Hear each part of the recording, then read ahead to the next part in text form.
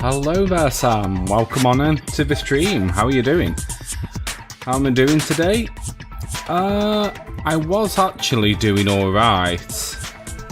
But I got like severe backache in the morning, so I couldn't have my driving lesson, which kind of sucked to be honest. But apart from my back, I'm doing alright. How are you?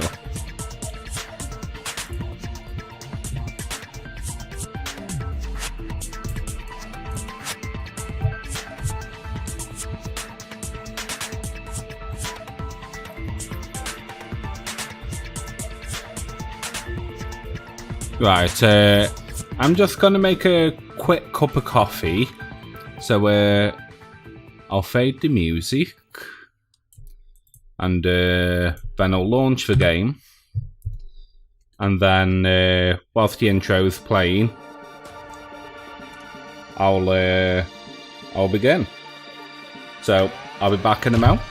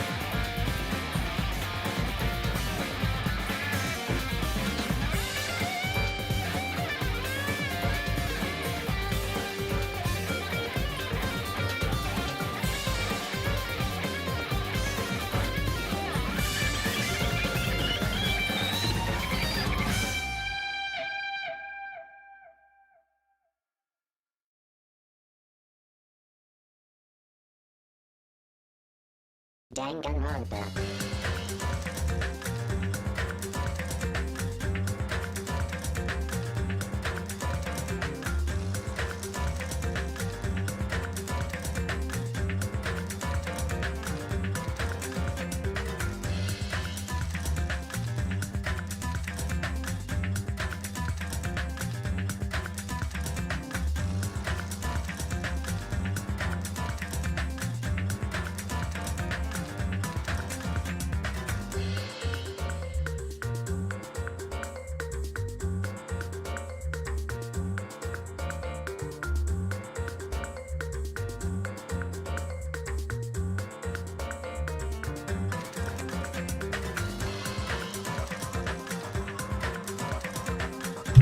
Alright, I am back.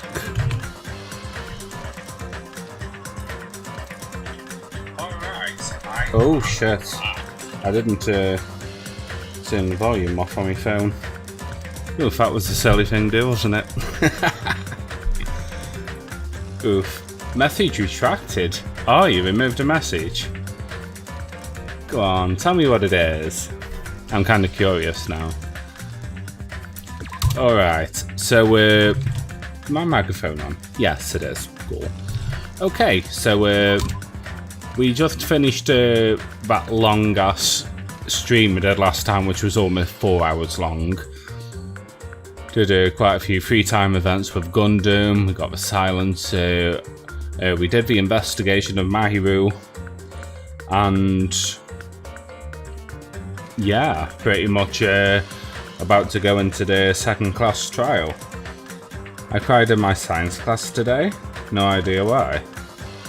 Oh. Well, I hope it's nothing too serious.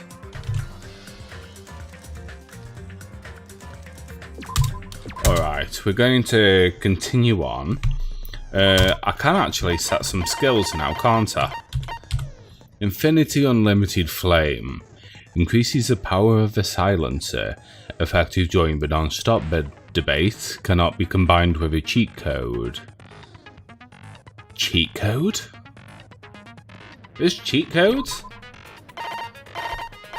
This is the first I've heard of it. Oh well, sorry. Yeah, it is allocated, right? Yes, it is. Cool. Okay, that's absolutely fine. The difficulty, I'll keep on kind. Probably because of your home life. Ah.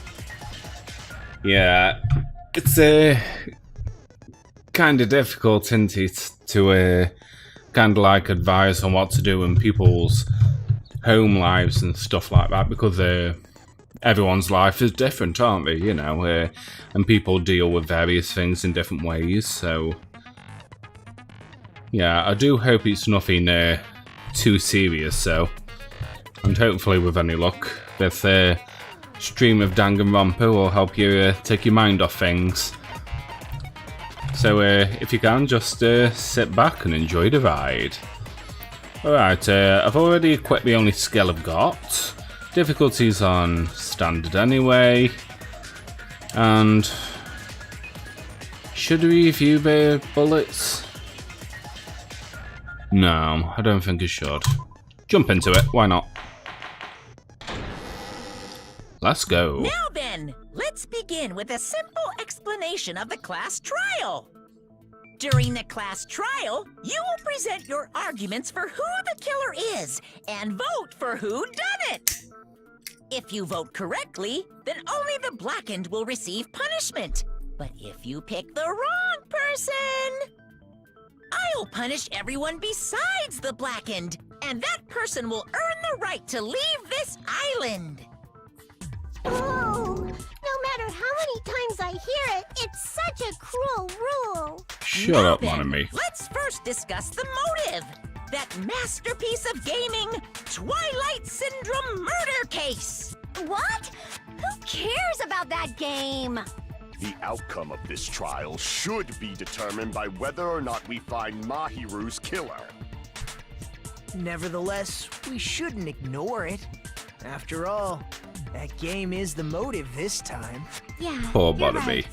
Then let's try discussing that first. I'm sure everyone who's beaten the game already knows that it's based on an actual murder case. Some of us have not beaten that game. Give us a detailed explanation. It means Twilight Syndrome Murder Case is a non-fiction game. Additionally, some of us are characters in that game too. Some of us are characters in a video game? So, Beloved it's better if we Nagito. clarify who the characters in the game are first. The characters of the game were Girl A, Girl B, Girl C, Girl D, Girl E, and Boy F. And the high school girl who got killed at the beginning.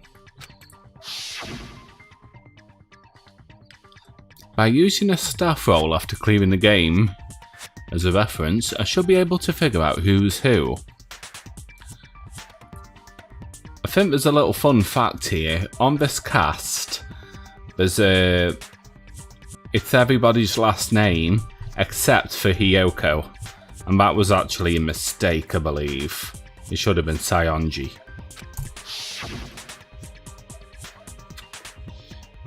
The first character the player was able to control was Girl A. The true identity of Girl A is probably Mikon.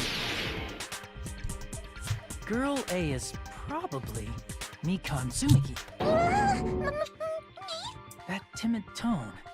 That definitely sounds like Girl A. Based on the list of names in the staff roll, I can't think of anyone else who would be Girl A. Why am I in a video game? That's an infringement of my right to privacy. A nasty, trashy pig shit like you doesn't have any privacy rights. Ah, a nasty, trashy pig shit. I feel like I heard that in the game too. Huh?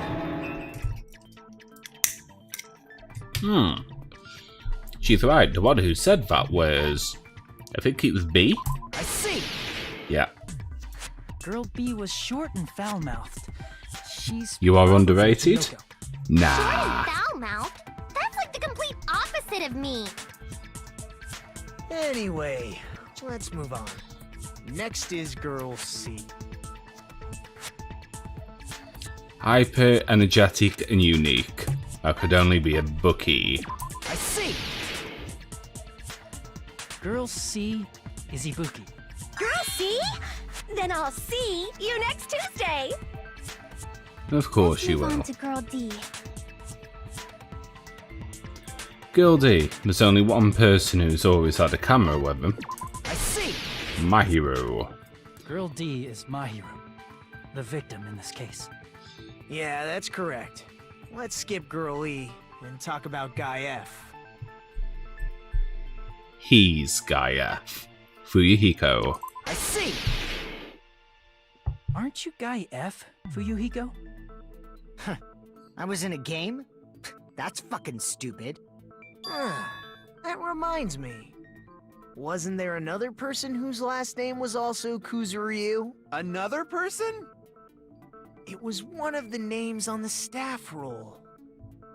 The names were Sumiki, Koizumi, Sayonji, Miyota, Sato, Kuzuryu, and then another Kuzuryu. Hold on. Why do you keep saying there were two Kuzuryus? It's not like I'm wrong. That's how it's written on the staff roll. Can't stop simping over Nagito. Since you beat the game, you probably know what this actually means, right? The reason Fuyuhiko's last name Kuzuryu appears twice is because, if true I have a hunch, but... To call me out like that, Nagito, you're definitely someone I shouldn't mess with. The reason Fuyuhiko's last name Kuzuryu appears twice is because he had a little sister. I can prove it with this. In the game, Guy F, Kuzuryu, mentions that he has a little sister. What do you mean, little sister? This is what Guy F said in the game. That bitch. It's Oh. pretty clear. There's no doubt that Guy F had a little sister. Yeah, that went a little too quick. Plus, the sister actually appeared in the game. That's why the name Kuzuryu appeared twice. By the way, what role did Guy F's little sister, the other Kuzuryu, play? You probably noticed, right? That made the baby angry. I don't really know how to say it myself, but I need to move the conversation forward. The only character in the game I could see being Fuyuhiko's little sister is a high school girl who died at the beginning. I see. The dead high school girl who was the first victim in the game is the only person I can think of.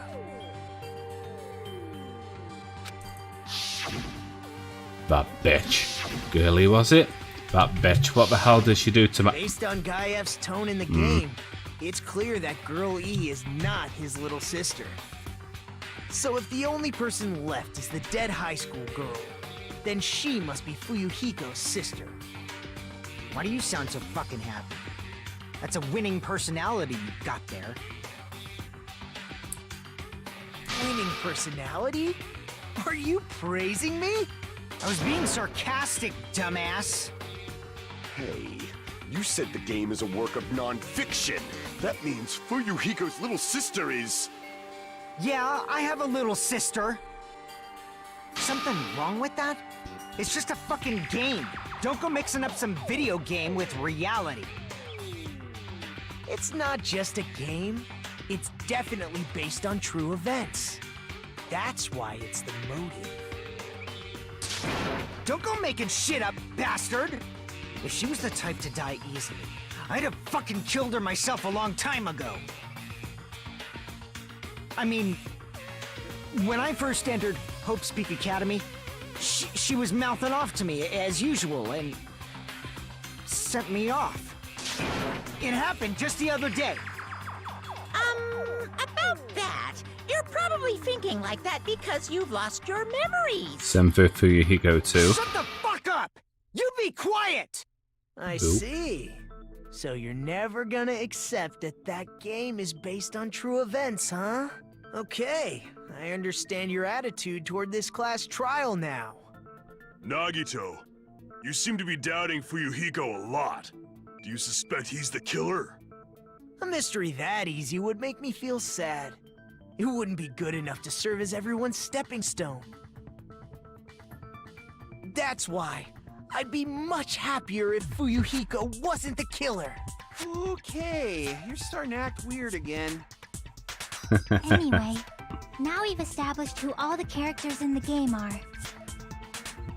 Girl A is Mikan. Girl B is Hiyoko. Girl C is Ibuki. Girl D is Mahiru. Guy F is Fuyuhiko. And the first victim in the game, that dead high school girl, is Fuyuhiko's little sister. That's just a story in a fucking game. If so, then Girl E is Miss Sato. Could it be? The same Miss Sato who likes white rice? I don't know what Sato you're talking about, but I don't think she's relevant to this case. No, I don't think so either. Maybe it's related to Gundam's last name, since they're both really plain names. Yikes. What the heck? Is that WoW connection? Tanaka may be an ordinary family name, but it's far better than Sato or Suzuki. And he also has a strange rivalry going on. No one cares about that. Hurry up and talk about the mystery of the game. Huh? What do you mean, mystery of the game? My, you don't know. I heard that Girl E got killed. What? No way! Is that true? Getting killed is so violent, don't you know? My, such awful times we live in. Why did this happen? You guys are definitely friends. So the mystery of the game is the murder of Girl E, correct? Then let's hurry up and solve it. Let's first figure out why Girl E was killed. The reason Girl E was killed, I should be able to assume why based on the content of the game. Oh, I can't remember. Because Girl E was Fuyuhiko's sister, I think. No. My bad. Or was Girl E the killer? No. Yes. I see. That's it. The reason Girl E was killed is because she killed the first victim in the game. Which means Girl E was killed as revenge for the dead high school girl. What do you think, Fuyuhiko? Apparently Girl E was killed to avenge your little sister. You're fucking persistent. I don't care what that game said at all. But... Is that true? Girl E, she killed the first victim? In order to make that clear, we need to know more about the case involving the first victim's murder. You gonna leave It's the soon? murder that occurred in the Oh, music no room. worries. I knew it would come up, so I prepared in advance. Yeah, but I do appreciate you coming into the stream and all of that lot. I do appreciate it.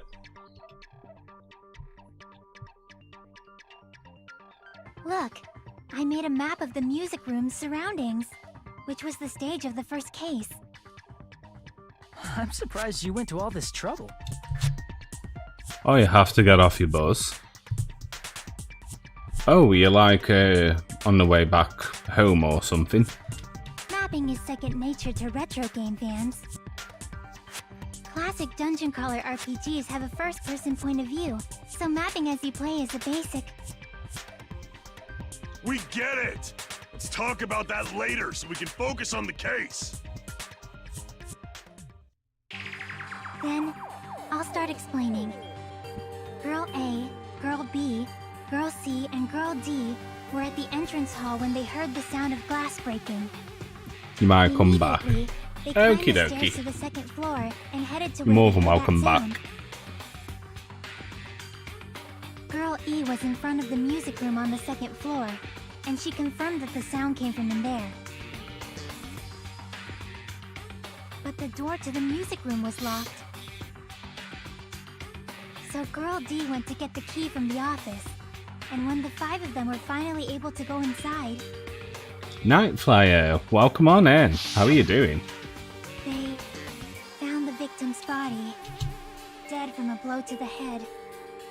This is quite weird, really, because she actually looks like Kaede, and she died in the music room. I wonder if Kaede was actually based off her in some way, maybe? I don't know. Depends if your mum yells at you. Oh, well, I hope she doesn't. Because the music room's window was broken, the girls thought the killer escaped through there. Just wondering, chat, what's the volume The sound of like? breaking glass that they heard at the entrance hall seemed to confirm that.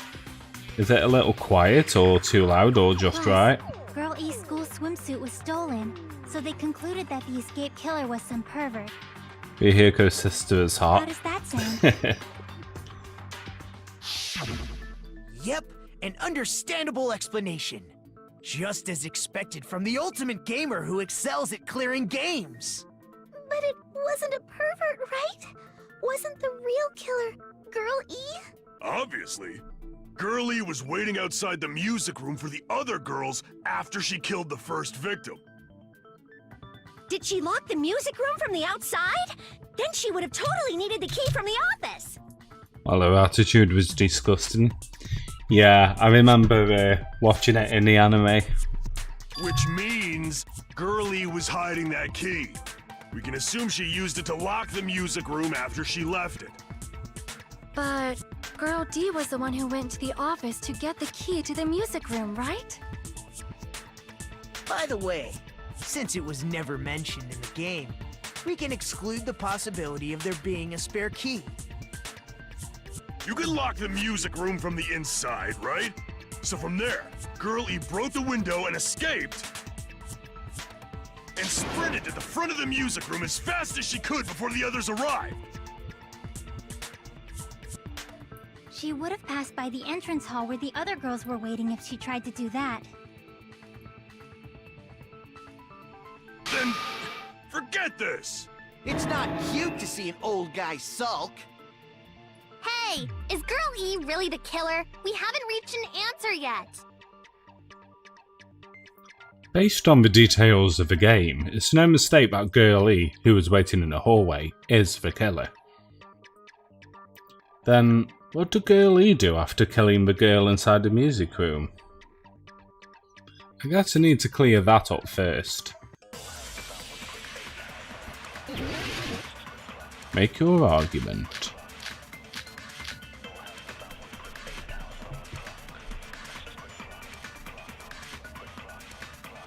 After she killed the first victim in the music room, what did Girl E do? She just broke the window in the music room and escaped outside. So how did Girl E get from outside the school to the front of the music room? To go back to the music room from outside, you need to go through the entrance hall.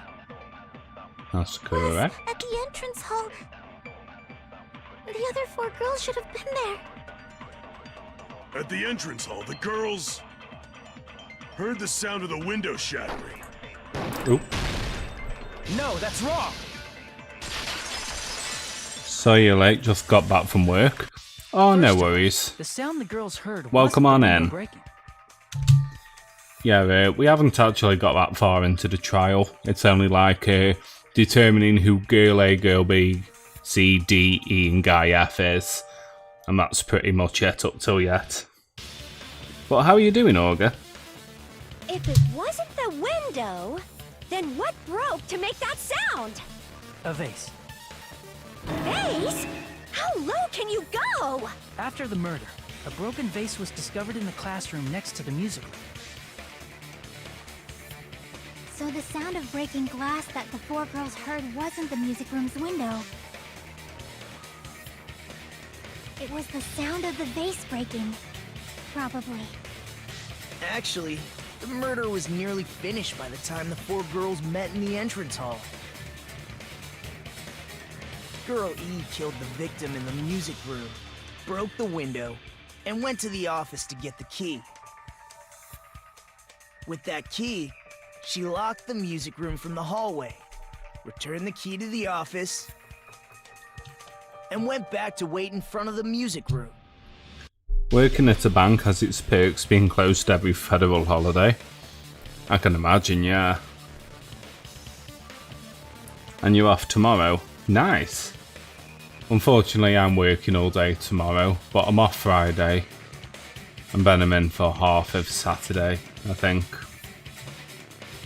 All she had to do was break the vase in the next door classroom as the four girls met by the entrance hall. To make them think the murder had just occurred and that the killer had just escaped. So, when the four of them ran over after they heard the sound, Girl E acted like she had just rushed over too. I see. Now the mystery has been solved. Wait a minute! The mystery hasn't been solved yet! You haven't determined what the murder weapon was yet! Murder weapon? Who cares about the murder weapon? We found out who the killer was. Not cool! I went to all the trouble of making this death march, so you gotta stick with it to the end! What the heck? You're so annoying! Fine, let's figure out the weapon. If this keeps up, I'm gonna feel like I need to shit. Which means I'll feel disgusting.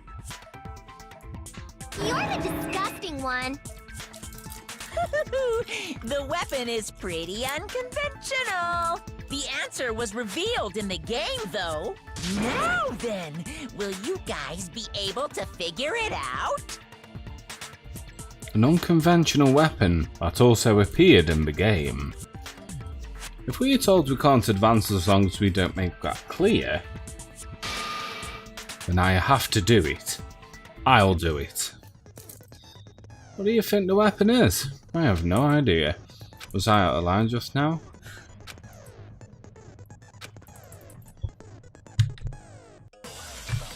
Okay.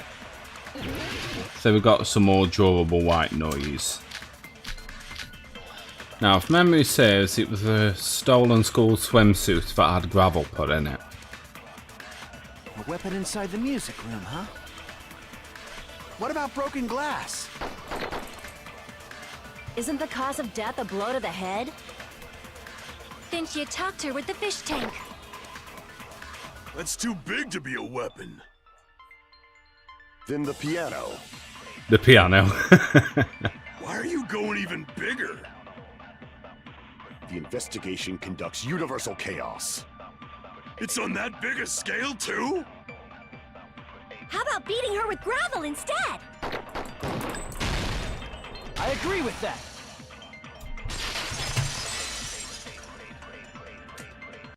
I got it. The killer must have used gravel to attack the victim. My goodness. I got it right. And I was just throwing things out there. Just as I thought! I'm chosen by the gods! You're not chosen at all, and gravel is impossible. It's too small to be a weapon. What if the gravel was put inside some sort of bag? A bag? What kind of bag? If the weapon is something that appeared in the game, then so is the bag. And the only thing I can think of is the school swimsuit. If you tie the swimsuit like a bag and stuff it full of gravel, it'd make an effective weapon. Gravel inside the swimsuit? Even the ace attorney would be astonished by such a fantastic idea! But for the killer, it's an idea that Ibuki. kills two birds with one stone. To make people think the killer is some pervert, it makes sense for a school swimsuit to be stolen. And if that swimsuit was used to make an improvised weapon, it'd have to be disposed of later. Mm-hmm. How about it, Monokuma? Are you satisfied now? This happiness you feel when the mystery you create is solved. Only producers know this feeling of ecstasy. But the real important talk begins now. Girl E had someone who can be called an accomplice. That person was actually Girl D. Girl D. You're talking about Mahiru, right? Huh? Mahiru is the accomplice? What is this? What does that mean? The piece of face that became an important clue in the music room murder. Girl D got rid of it.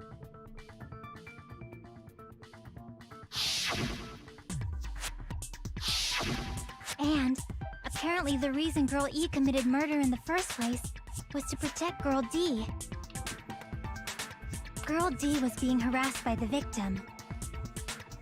Girl E found out and tried to stop it, and they ended up getting into an argument. And she felt a rush of anger and ended up killing her. But she should have had a clear murderous intent. I mean, she choked her out and then bludgeoned her to death. She probably made her unconscious by accident. And from there, she couldn't go back. I somewhat understand that feeling. You can? That's pretty scary. But Girl E was also killed by someone on the 4th day, or the game's last day. I might as well ask just in case. Who do you think killed Girl E? Girlie's killer. Right now, the only person I can think of is that guy. I see! Foreshadowing. Oh Should've yeah. been Guy F.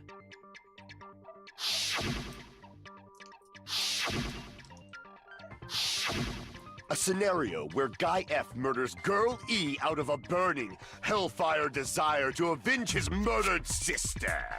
But Guy F is... What? It's just a story in a video game, isn't it? That's all you can say. If that game is telling the truth, it'd be a huge problem for you. Hey, clear this up for me. Those of you who appeared as characters in the game, do you remember this incident? That is... I'm terribly sorry, but... They don't remember. That's obvious. Because their school memories were, like, totally stolen. Even if I don't remember, I already know. It's obvious that guy is the killer. No one would kill a nice person like Mahiru besides a piece of shit menace to society like Fuyuhiko. Girl E and Mahiru were killed by that guy. You sure do talk a lot of shit. Well, I'm used to it by now. But does Mahiru's murder have anything to do with that game? Perhaps the two are unrelated. No, the game and Mahiru's death are probably related. In actuality, there's an important shared point with Girlie of Mahiru's murder.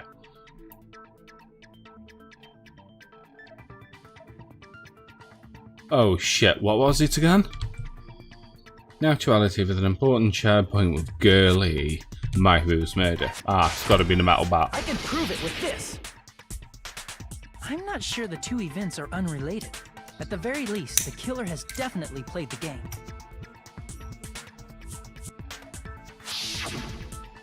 As proof, Mahiru, who was killed in the beach house, and Girl E, who was killed in the game, were both killed by a blow to the head with a metal bat. There's no way we can ignore that connection. Someone must have wanted to split her head open the exact same way they avenged the first victim. Hey, why don't you confess already? You're the one who killed Mahiru, right? You better cut that out right now! There is no way a stupid game could be the motive! You're dumb enough to believe that stupid game, and that's why you killed her as revenge! If you keep making up your mind like that, we're just going to go around in circles. And It's true Fuyuhiko may look suspicious, but don't you think that'd be too obvious? What are you... I mean, there's a possibility that it's a trap set by the true killer. Trap? What do you mean? The true killer played that game, and most likely found out about the relationships between the characters. That person could be using that knowledge to try to set up Fuyuhiko. Are you saying that a completely different killer murdered Mahiru and used the game motive as their cover? Isn't that what happened, Hiyoko? Huh? Don't you understand?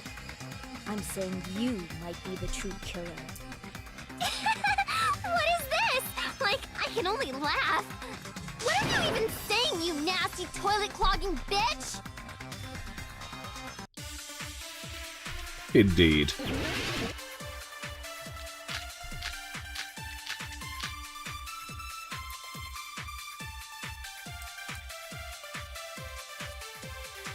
What are you saying, you four-eyed troll? Accusing me of killing Mahiru? You're so mean! Why do you doubt Hiyoko? Do you know where Hiyoko was today? She was at the beach house, the scene of the crime. But I didn't go to the beach house! Yes, you did. No, that's wrong!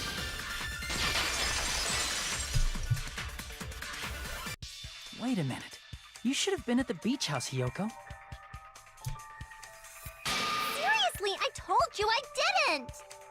But these footprints in the sand in front of the beach house, aren't they yours? I don't have such ugly footprints! They're probably Mikan's based on how ugly they are. Don't decide that based on ugliness! Huh. They're not Hiyoko's footprints? That's strange. The footprint I collected from your room matches these footprints perfectly. Collected? I never gave you permission to collect that, you nasty pedo! Plus, the footprints left in the sand were facing away from the beach house. Which means, when the owner of these footprints went inside the beach house, they used a different entrance.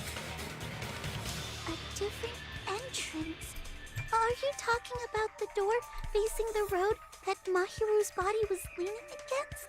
Are you saying when that person went inside the beach house, the body hadn't appeared yet? The door was still accessible when they went in, and wasn't when they left.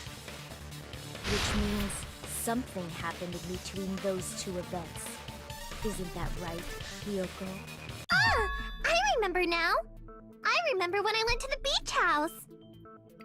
Yeah, they are So all you the same finally age. decided to confess. I'm pretty sure you guys already know this, but going for walks in the morning is my daily routine.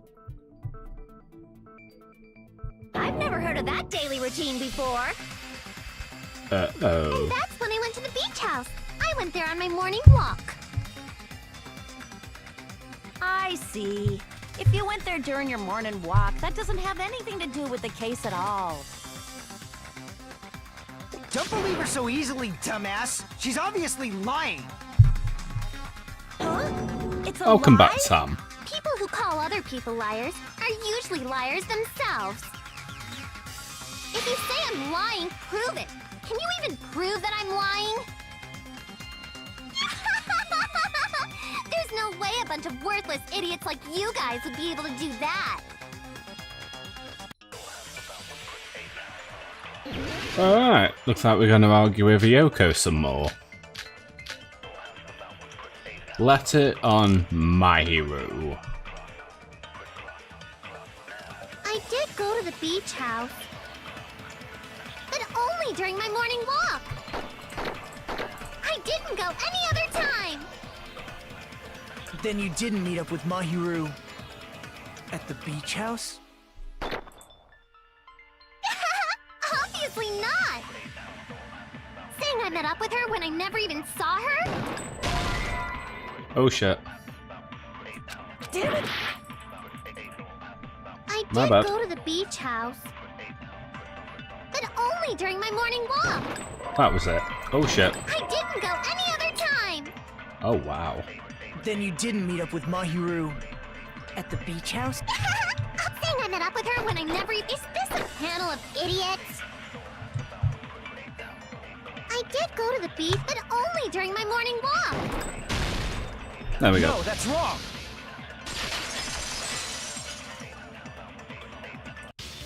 Only during your morning walk, huh? Will you still claim that after you take a look at this letter? I was going to tell you in person, but I couldn't find you, so I put this in your mailbox.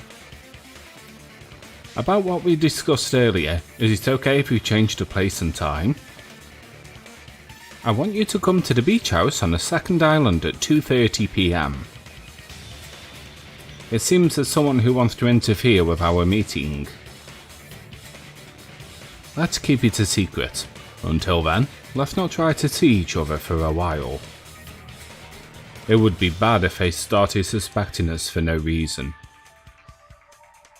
Hiyoko Sayonji. That letter! It's the one Mahiru had, right? I see. So Hiyoko was able to arrange a meeting with Mahiru by exchanging letters with her. Ah, you do actually need to go, so have a good day. Thank you very much, Sam. Much appreciated, and I hope you have a good day too. Take care. And thanks for coming in as well. What is that letter? I'm serious, I don't know. Oh, snap! I remember now. I totally saw you. Huh?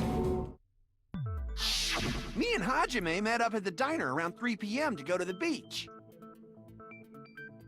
I saw you about 30 minutes later, so it should have been around 3:30 p.m. I see. So if she met Mahiru at 2:30 p.m., killed her, then ran away afterward, I think 3:30 p.m. is a reasonable time for you to have witnessed Hiyoko. You're wrong! You're totally wrong! Now that you mention it, you also passed by the diner, Fuyuhiko. So you should have seen Hiyoko too, right? No, I didn't. It's just a coincidence that I passed by the diner. I wasn't even paying attention to the beach house. I went straight back to my cottage after I saw you guys. I didn't see anyone during that time. For some reason, that sounds suspicious too. It's the truth. Deal with it. Just leave him alone. It'd be a waste of time to question him any further. Anyway, that letter in Kazuichi's testimony says it all. You were meeting up with Mahiru at the beach house. Seriously, I don't know. I didn't even write that letter. I'm telling the truth. I really don't know. Is she really crying? Or is she faking it? She's probably faking it. We can assume she summoned Mahiru with the intention of killing her all along. That's why she wrote a letter to let her know where to meet, so the others wouldn't find out. And then you went ahead to the beach house, hid yourself in a specific place, and waited for Mahiru. There's evidence for that too.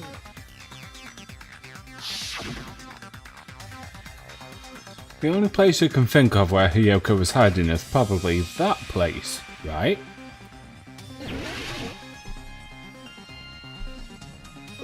Here! The place where Hiyoko was hiding. Are you talking about the closet? Yes, that's right. The gummy candy we found on the floor is the evidence. Hiyoko, your favorite candy is gummies, correct? What's a gummy? I've never eaten something like that before. You fucking liar. I have captured the true character of this mystery. Hiyoko, who summoned Mahiru to the beach house, hid inside the closet like a familiar. When she saw her chance, she attacked her like an evil spirit and left the beach house like a swift wind. But Hiyoko miscalculated that Mahiru's body would be blocking the door at that time. Because of that, she was only able to leave from the beachside door and ended up leaving her footprints. Very convincing, Hiyoko. We have presented the proof. My 4 dark devas of destruction didn't even need to come out. It's a trap! This is obviously someone's trap! Who's someone? Whose trap is it? It must be that one person. You know, the one with the mask, maybe? The one with the mask? There was a suspicious mask at the beach house, right? Whoever was wearing that could be the real killer. You're the one who wore that mask and killed Mahiru, right? There's no way I'd wear such a childish mask. Is your brain fried or something? That is right. It cannot be Hiyoko. That mask belongs to Sparkling Justice! Huh? Sparkling what now? That mask says it all. Sparkling Justice is hiding on this island! Which means the legendary serial killer Sparkling Justice is the one who killed Mahiru! Why, you? If you continue to say such foolish things, I shall tear you limb from limb. Don't blame Miss Sonia. It's just a difference between cultures. Culture shock, you know? Yoko, why don't you just admit it already? You're being unreasonably stubborn. It's all in your head! Oh, why can't you understand? I'm not the killer! It's true that Hiyoko is suspicious, but there's something strange. Something doesn't make sense. I can't help but feel like we're being directed by someone. And Peko was the one directing that.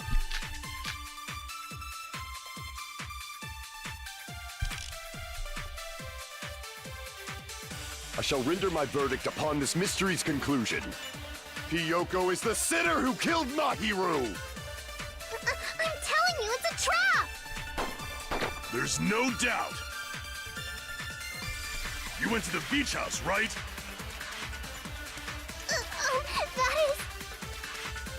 And weren't you also hiding in the closet? So that's when you dropped the gummy! You waited for your chance to kill Mahiru. And afterward, you fled from the beach house. At the time, the door facing the road was blocked by the body.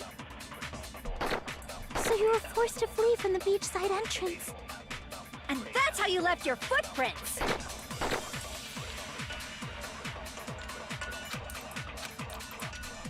I shall render my verdict upon this mystery's conclusion. He does look a bit Hiyoko is the dirty, sinner yeah. who killed- I'm telling you, it's a trap! There's no doubt. You went to the beach house, right? And weren't you also hiding in the closet? So that's when you dropped the gummy! Shit. Damn it! It's I shall render the my other one, verdict isn't upon it? this mystery's Gummy conclusion. bag. Hiyoko is the... There's no doubt. You went to the beach house. And weren't you also hiding in the closet? So that's when you dropped the... There we go. No, that's wrong!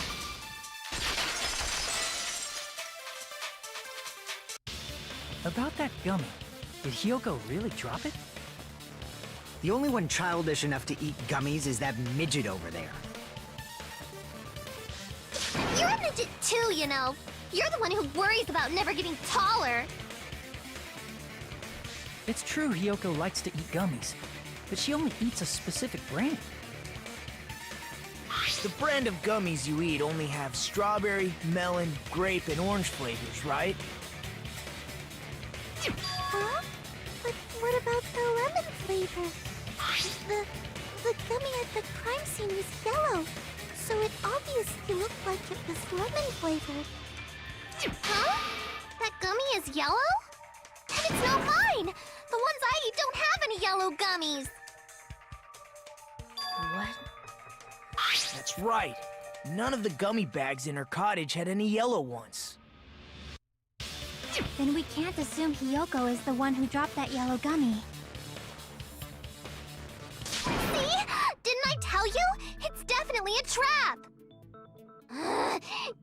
it! Who would set a trap like this?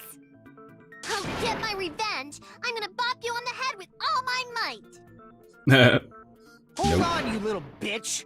You think you're in the clear just because of a little gummy? Don't be stupid. I'm not done backing you into a corner yet.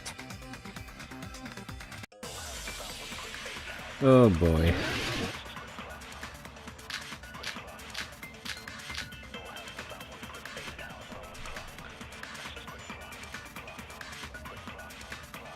We're not done with Hiyoko yet. There's still a huge piece of evidence left. You're talking about the footprints near the beach house, right? It's true, that's an important piece of evidence. And we can thank Mahiru for it! What does that mean? Mahiru used her last ounce of strength and blocked the door to the road. Thanks to her, we have the evidence we need. That's wrong. I left those footprints during my morning walk. We've got to figure out what's right and what's wrong. We're not done with Hiyoko. There's still a huge... You're talking about the footprints. It's true, and we can thank What is that? Mahiru used her last ounce of strength. No, that's wrong.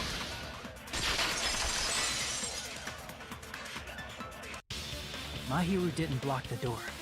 Her death was instant. Instant death?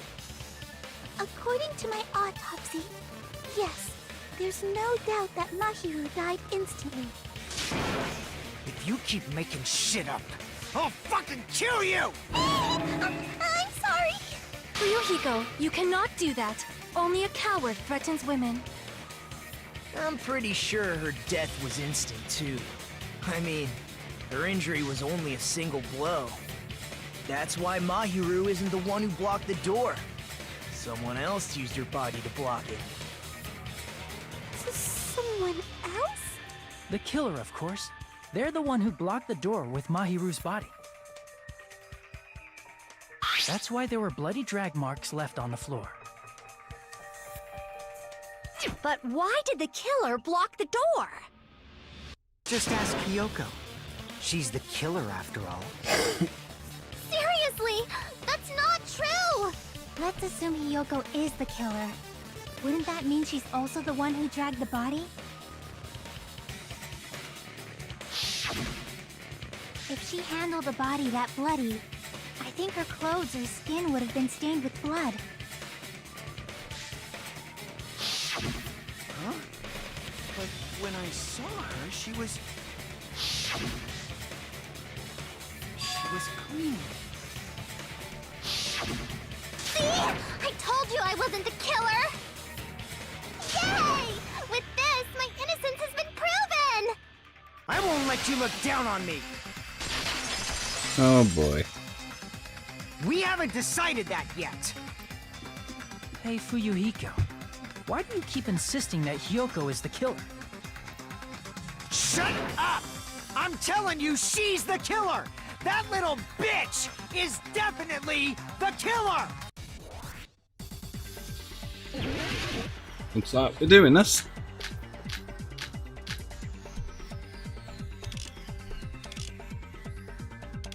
Can't remember what it is. Soon find out. If Mahiru didn't block the door, then Hiyoko did it. She killed Mahiru and blocked the door with her. Hiyoko is the only killer I can think of. If Hiyoko moved the body, then she should be covered in blood. So what, dumbass? There's a shower room inside the beach. After she moved the body, she just washed it off in the shower. Allow There we me go. to cut through those words.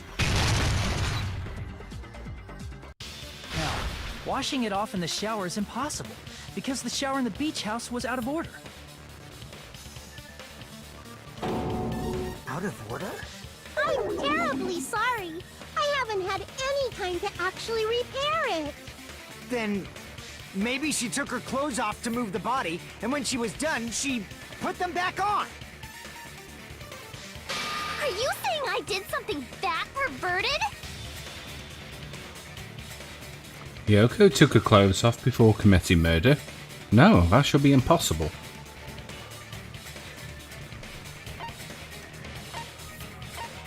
She can't get dressed by herself. I see. Listen to me, Fuyuhiko. Hiyoko mentioned this before. I can't help it. I can't tie my kimono sash by myself. Which means Hiyoko can't change by herself. It's impossible for her to put on and take off her clothes. What? Oh yeah, she couldn't even tie her sash on her own. That's why she couldn't take a bath and smelled bad. I didn't smell, and it only smelled a little. Oh, wasn't changing inside the beach house prohibited in the first place? Yes, if you broke the rules, I'm pretty sure Monokuma wouldn't have kept quiet. Damn right! I'm such a stickler for the rules that even safari park rangers want nothing to do with me! If she didn't change her clothes, then what did Hiyoko do with the blood that got on her?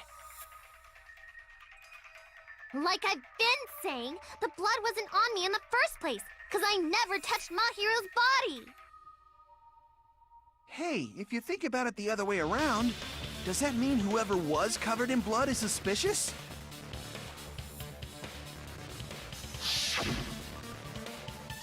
Akane.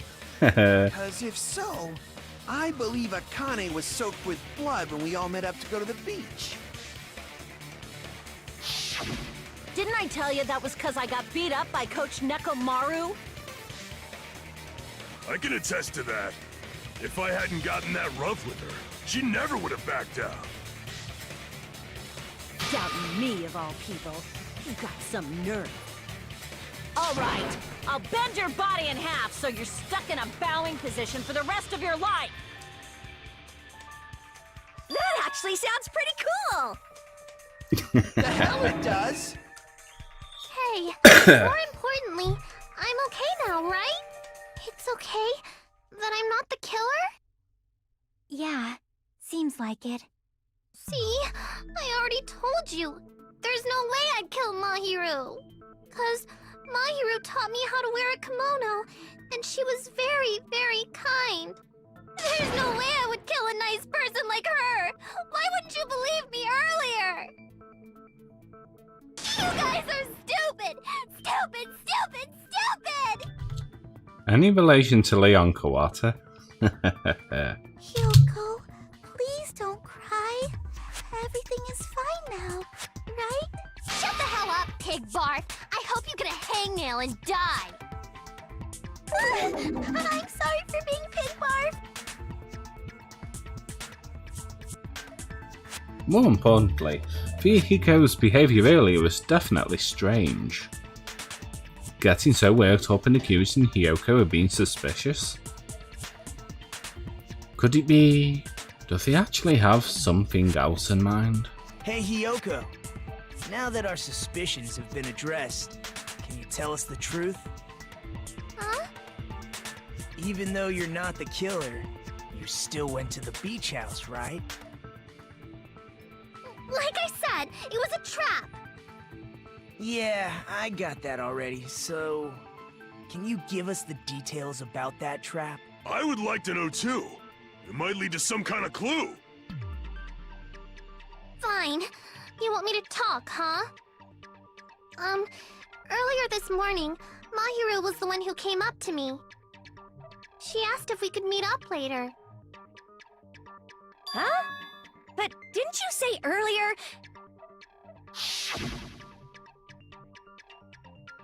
She never talked to me at all. Man, what a surprise. I didn't expect you to ask me such an easy question. Damn it! So that was a lie?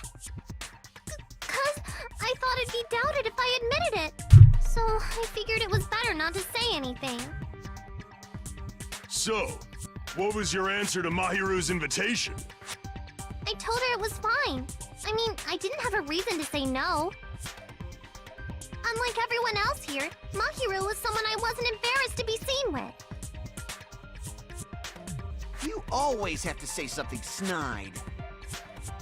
At the time, we were supposed to meet around 2 p.m., but...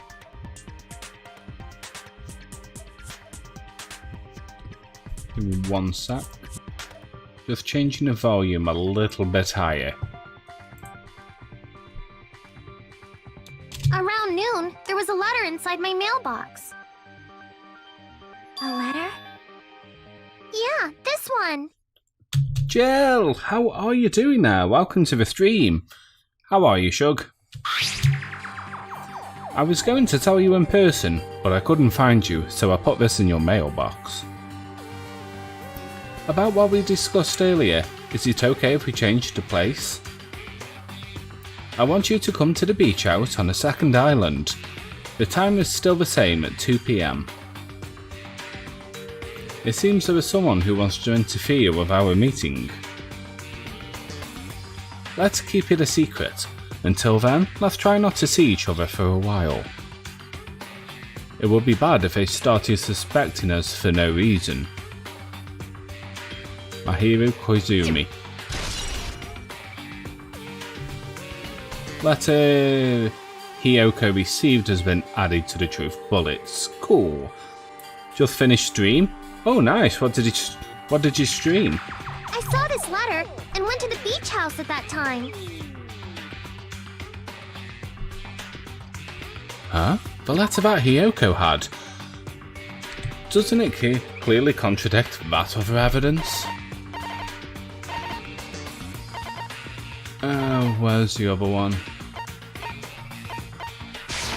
That one. I can prove it with this. This letter. Doesn't it look like its contents are different from the letter Mahiru had? About what we discussed earlier, is it okay if we changed place and time?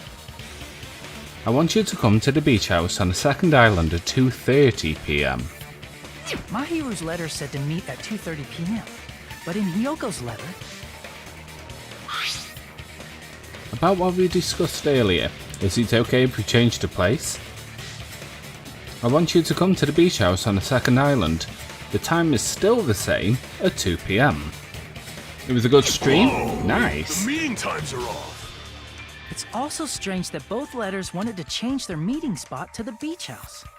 You played and beat Heavy Rain? What, in one sitting, one stream? It would be plausible if one of them said it, but for both letters to say the same thing? Hiyoko, since you wrote it, what do you think? Like I said, I never wrote the letter. How many times do I have to tell you? It's safe to say a letter was forged by the killer, but...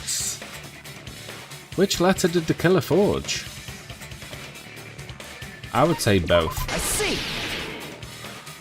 The killer must have forged both letters. You did it over a couple of streams. And you also did some Animal Crossing first. Nice! I haven't actually ever played Animal Crossing, but I have heard good things about it. The killer forged them so they could manipulate their actions. Yeah, that's how we should think about it. That seems very likely. In fact, if you compare both letters... Confirmed! Just as I assumed, the handwriting is the same. The content of the letters matches too. I would have said both. The guy that has played these games a million times. Well, I wouldn't say a million. I've played them quite a few times, but it's actually been a while since I've played Danganronpa 2. So, it's one of those, isn't it? And also, I saw... who was it streamed it on Twitch the other day? Can't think of his Twitch name at the moment. But yeah, he is currently going through a Danganronpa 2 playthrough as well. Like this part. I was going to tell you in person, but I couldn't find you, so I put this in your mailbox. This part. It seems there's someone who wants to interfere with our meeting.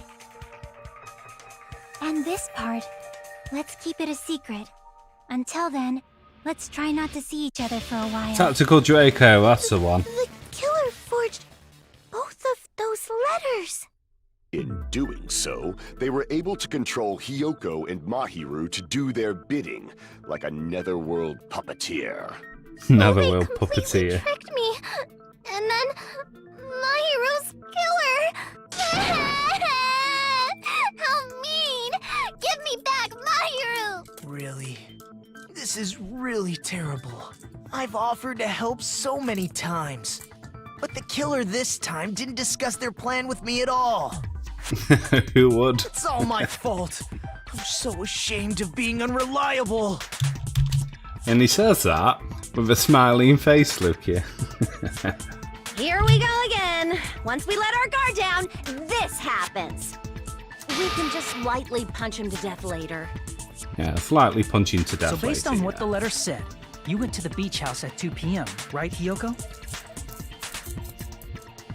What's most important is what happened afterwards. What on earth happened there? I fell asleep. Why'd you fall asleep? It's not like I wanted to. I think I was forced to get a whiff of some kind of medicine or something. Medicine? That medicine, could it be? Did they get it from the drugstore? I thought that place seemed unsafe. They even have prescription medicines laying out in the open. If you were aware of that from the start, you should have done something about it. I'm sorry. When I woke up, I was inside a small closet. And when I rushed out, I saw Mahiru's body. And that's why you ran out of the beach house in such a panic! I was scared. I was really, really scared. Really scared that I couldn't help, but... The killer probably planned to frame Hiyoko from the start. And for that reason, they summoned Hiyoko before Mahiru, put her to sleep, and shoved her inside the closet. So their reason for blocking the door with Mahiru's body was to make Hiyoko leave her footprints as evidence. Everything was done to frame Hiyoko as the killer. That's horrible! I didn't do anything wrong, and I was framed by Mahiru's killer!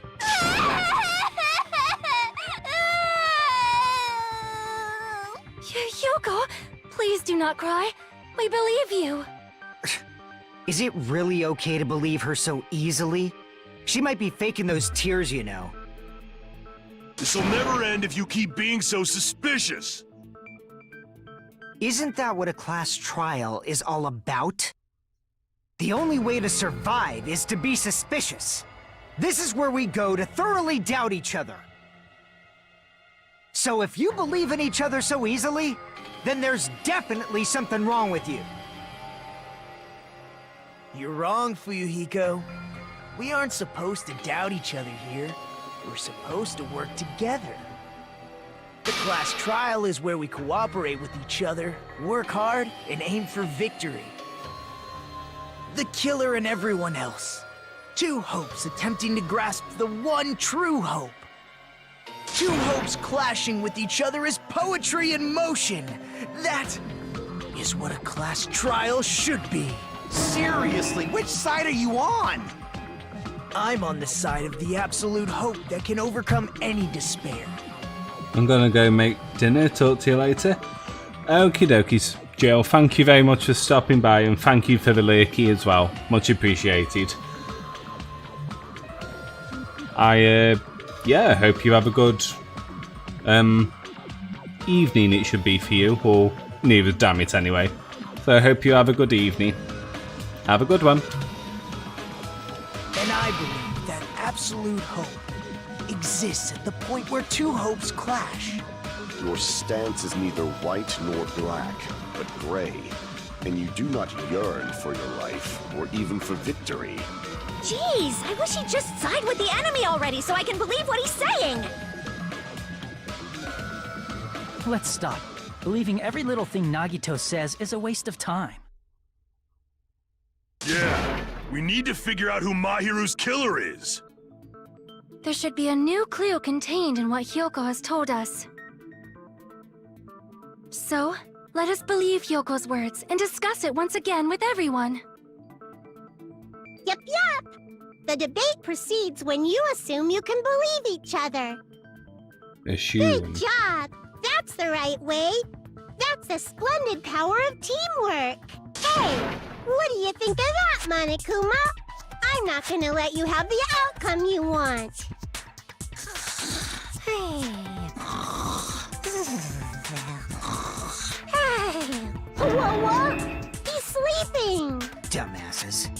You bastards don't know anything. If you're stupid enough to trust each other, the only thing waiting for you is the bitter truth. The bitter truth.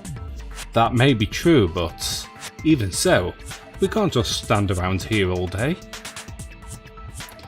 Even if what lies ahead is a cruel ending, the only thing we can do is move forward.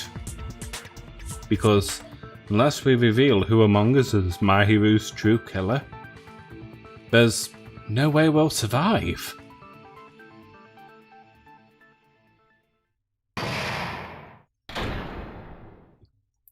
Okay, we're at the halfway point.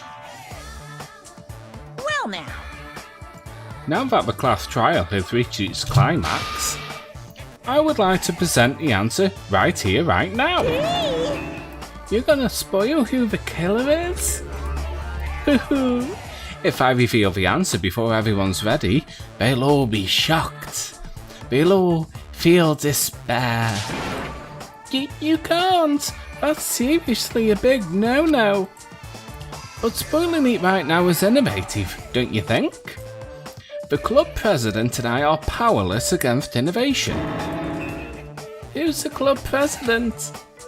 So, without further ado, the answer is... Yeah, you can't. Everyone, please close your eyes and cover your ears. Correct! You say Nanu in German when you're surprised.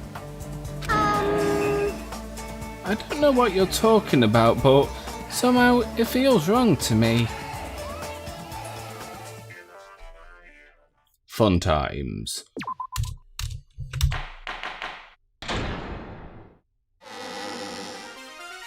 I'm Monami, and my heart is throbbing like crazy right now.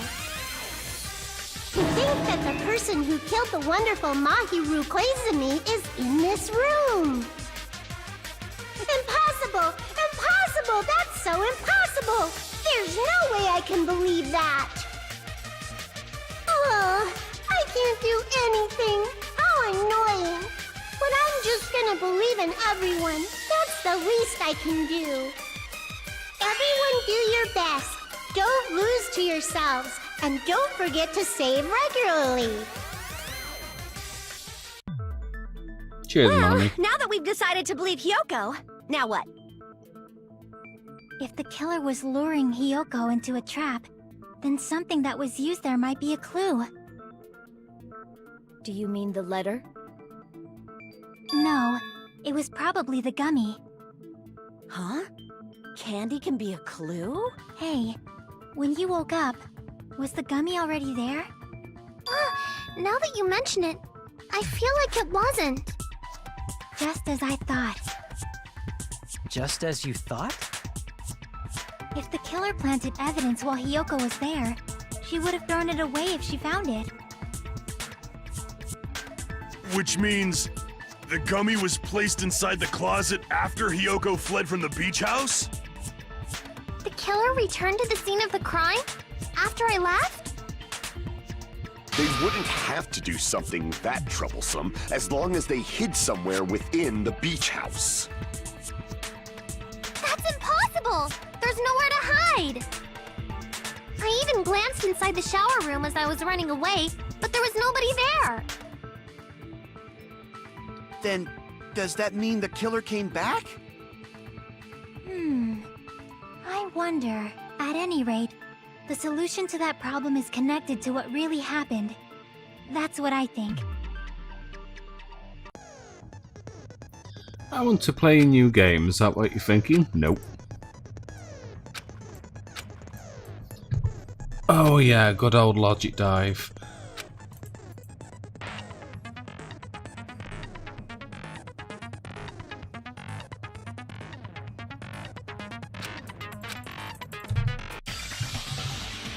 If the killer tampered with evidence after Hiyoko ran away from the beach house, when did the killer arrive and depart from the beach house?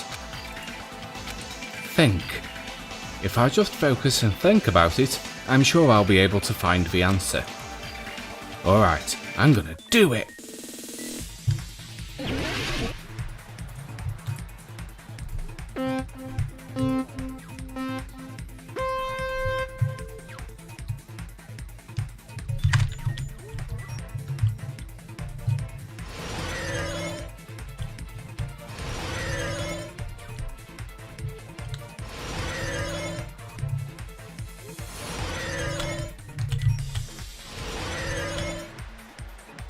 Question 1. When did the killer arrive at the beach house? It would have to have been before, of course.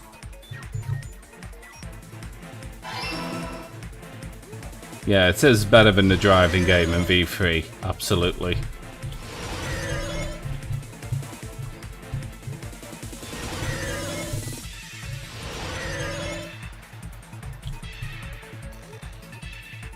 Question 2. When did the killer leave the beach house?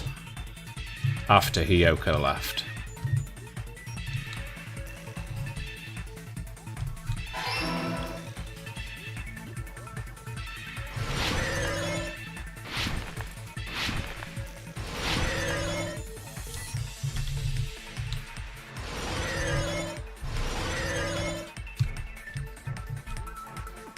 Question 3.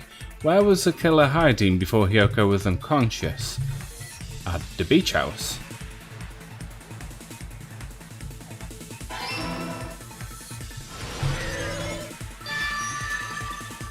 It's all coming together! Boom. One shot. Do you think the killer might have been hiding? You spent all that time thinking just to say something so pointless. How disappointing. Yeah, I will admit, that logic dive is alright, to be fair. I mean, the driving minigame in V3, it's just tedious when you have to pick up all the letters and stuff like that instead of just getting to answer the question. So it just waste of time and having to splat prostitutes across the road. You know, it's quite gutting, really. Sahara's mind is dirty. Didn't I just say there was nowhere to hide? Do I have to explain it in another language so you can understand? Wow, Hiyoko, calm down. Her personality got a hell of a lot more forceful once she stopped being a suspect. No, there should have been a place for them to hide. A place you didn't look, Hiyoko. Oh, what are you saying?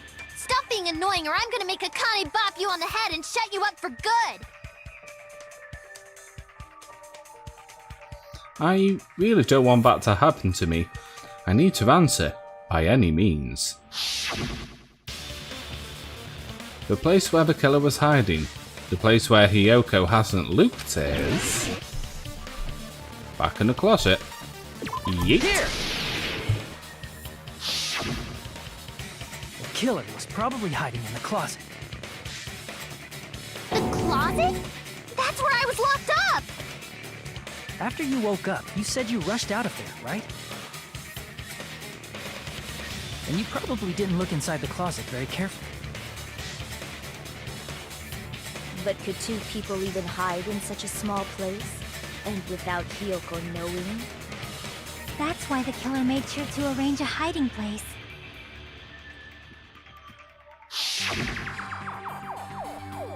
If the killer made sure to arrange a hiding place in advance, I can only think of one place.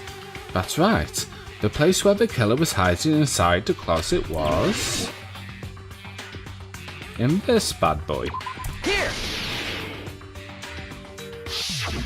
What about the surfboard case in the closet? I'm pretty sure they could have hidden in there. Huh? Inside the surfboard case? But the shelf it was on, it was pretty messy, don't you think? Two surfboards were stacked on the top shelf. And there were surfboards that weren't even in a case. The killer probably did that on purpose to secure a hiding place. 'Cause we haven't been on this island that long, so the closet shouldn't have been that messy, I think. Then, the killer was close to me during that time? Yeah, they were quietly holding their breath and hiding very close to you. It's kind of like in for a penny, in for a pound, so to speak. Don't you mean it's always darkest under the lighthouse? I shouldn't say things I don't understand, like, so to speak.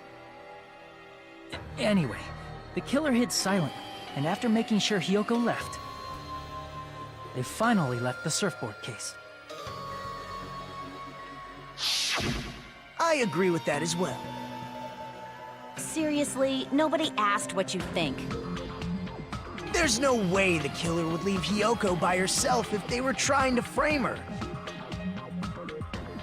If Hiyoko was left alone and ruined the evidence the killer had planted, it would have messed up their plan.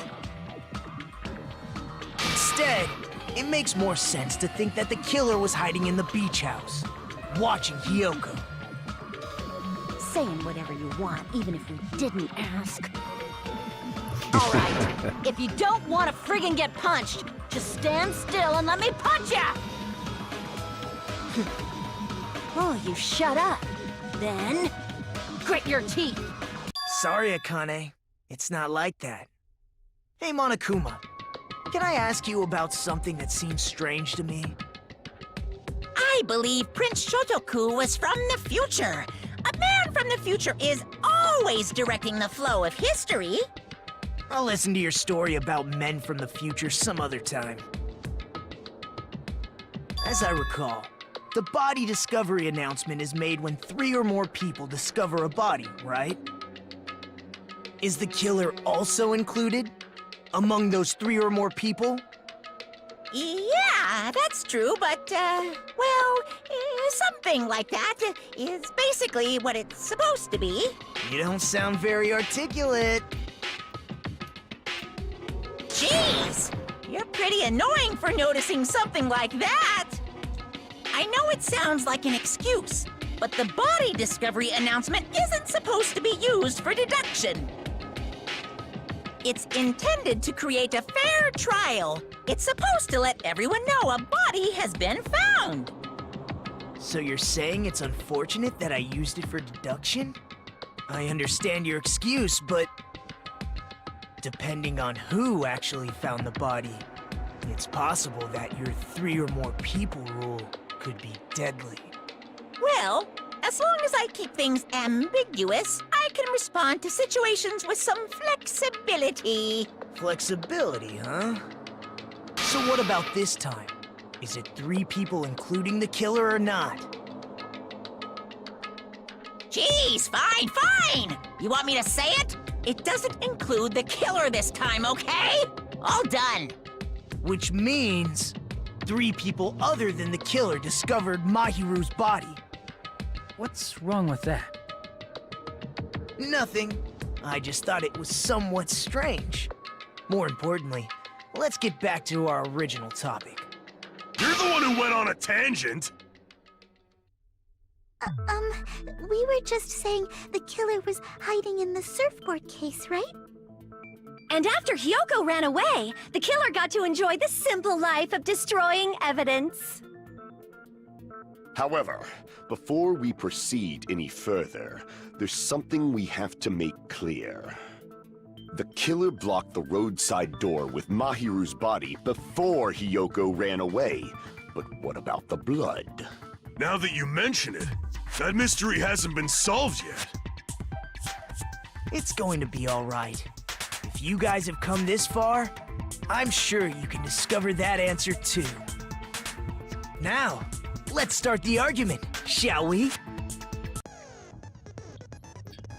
Final feature. From this point forward, you'll be able to use True Flashback if you hold down the left mouse button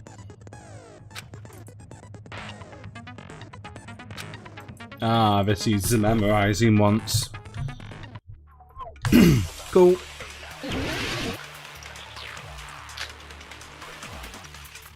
So it's not obviously shower room. What did the killer do with the blood on their body? Maybe they simply washed it off. They couldn't use the shower, right? So washing it off would have been impossible. They didn't have to use the shower. Oh, what about the wetsuits in the closet? Maybe they wore one when they moved the body. If they used something other than the shower... What did they do with the bloody wetsuit? They cut it up and whoosh. As someone who flushes their shit every morning, I can declare it would definitely clog the toilet. Maybe it's the other way around? Perhaps someone other than the killer moved the body? Maybe they were able to wash it off.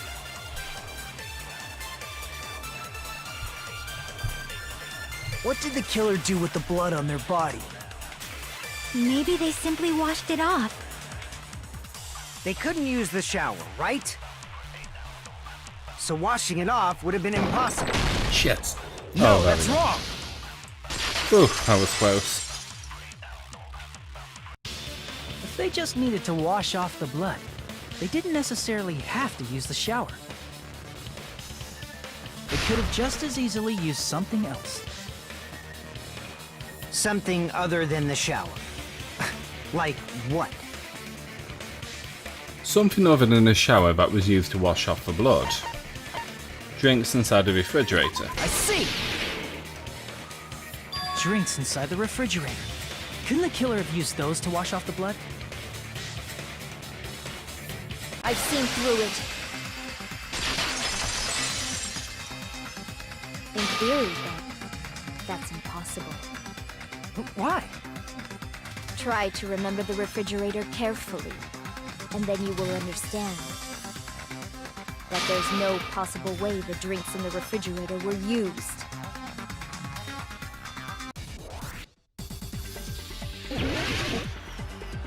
The bottle showdown. It'll be the trash can, won't it? It's true there were drinks Oh shit. in the beach house refrigerator. However, try think one bottle drink, it wouldn't be enough to wash off the blood. It's true there were in the beach house refrigerator. However, try one bottle, it wouldn't be enough to wash off the blood. I can't back down.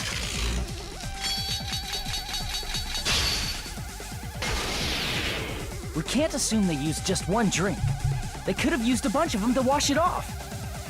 Didn't I say it was impossible? There were no water bottles in the refrigerator. Allow me to cut through those words. Boom. There were water bottles inside the refrigerator. How many times do I have to tell you? There were no water bottles in there whatsoever. That was after the incident, right? But before the incident, there were water bottles in the fridge. And the killer took all of those water bottles and used them to wash the blood off their body. So you're saying the water bottles were gone? Because they were all used? That's a logical fallacy. It's not a fallacy. There should have been evidence inside the trash can. Evidence like a lot of thrown away plastic water bottles. Isn't that right, Chiaki? Ah, you're right. These bottles look like they may have been filled with water. Well, now that you mention it, when I went to the beach house a few days ago, I feel like I drank one of those plastic water bottles. You should have said so sooner! Then, the plastic water bottles were used in place of a shower. Dousing your body with lots of water bottles is such a simple and easy to understand explanation.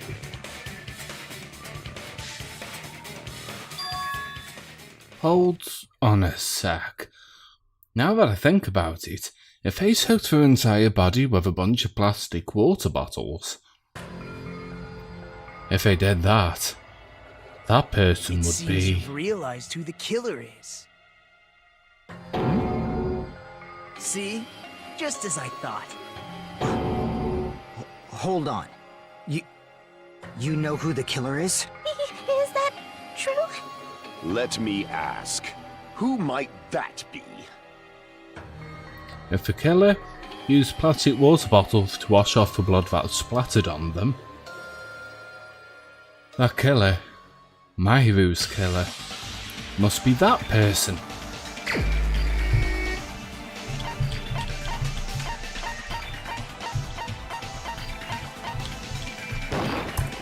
You're the only one! Poor Peko. Peko. Is it you? Hey, what are you being quiet for? They're accusing you of being the killer. Then I should ask you this. Why do you believe I'm the killer? I remember when we were all meeting up to go to the beach. Your appearance when you came to the diner.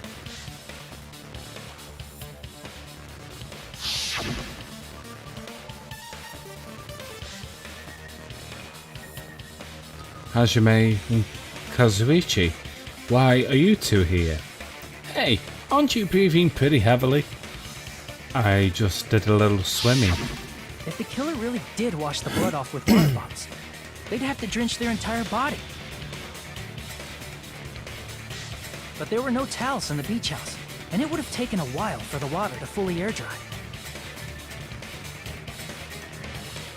So you said you went swimming so you'd have a cover story. Don't just stay silent! Say something! Hold on, you bastard! You saw her at the diner! You never saw her near the beach house, right? So maybe she really was swimming! No one even saw her swimming. No. I saw her. Huh?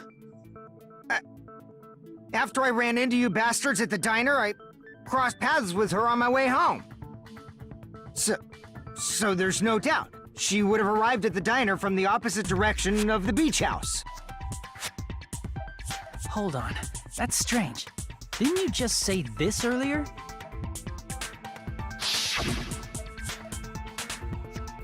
It's just a coincidence that I passed by the diner. I didn't even pay any attention to the beach house. I went straight back to the hotel after I saw you guys. I didn't see anyone during that time. You told me you didn't see anyone.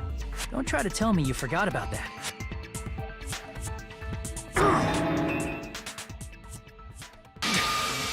Not so fast! It's too soon to decide she's a killer! We haven't established how the killer was able to leave the beach house! Guess we're doing that one now. Mention it. You're right. The roadside door was blocked. And if it's impossible to leave from the beachside without leaving footprints, then how the fuck did the killer escape? Why are you all fired up, Fuyuhiko? You're not the suspect. Peko is. Who cares about that? Answer me! If you have an explanation, then show me what you got! We might have an answer. Do you really? This mystery seems unsolvable. Well, if Peko is the killer, then I might just have an answer to that mystery. I see. Then let's hear this alleged method of escaping the beach house. First, let's establish how the killer escaped. The killer's escape route. I might know what it is. In fact, the only possible thing I can think of is that opening. I see! If the roadside and beachside doors aren't an option, the only other thing I can think of is... Well, nothing really. Except that small window in the shower room. Huh. Don't you know how high that window is? There's no way Peko could have reached it. But what if, for instance, she got help from someone? She might have reached it by riding someone's shoulders, but then that person would have been left behind. Is it possible an object was used? A rope, for instance? And what happened to the rope after they used it? And don't say something stupid like they threw it outside. Of course not! That would violate the school trip rule!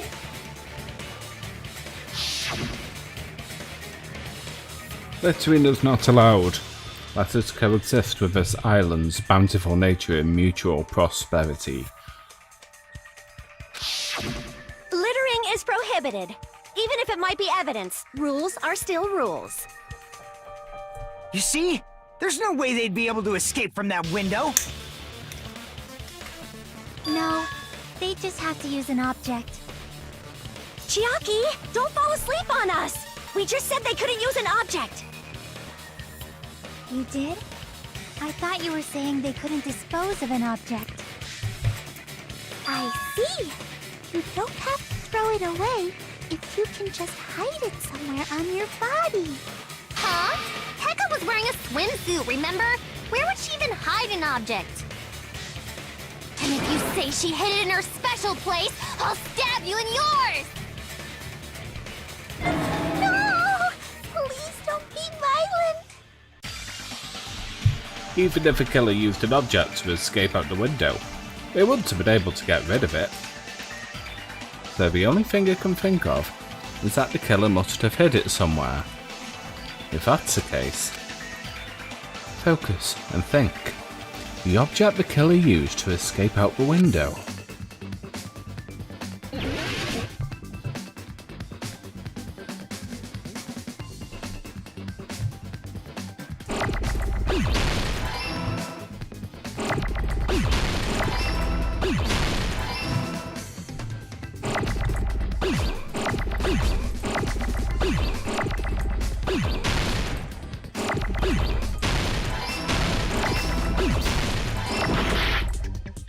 Oops.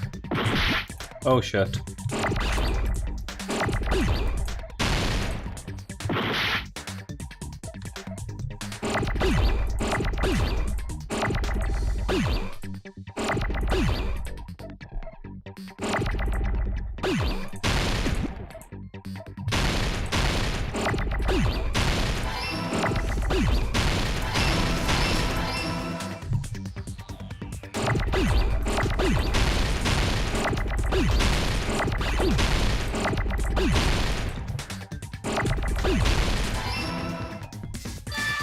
Bamboo sword.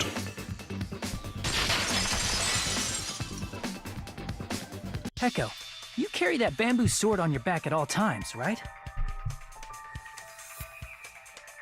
If I recall correctly, you had it then too.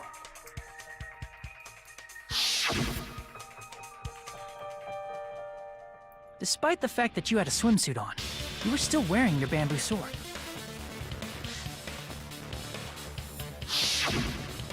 Are you saying she used that bamboo sword to escape through the window?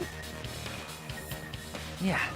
Peko used that bamboo sword as a step stool and escaped out the window. Sword as a step stool? You see? I knew it! I knew it was a ninja! Didn't I tell ya?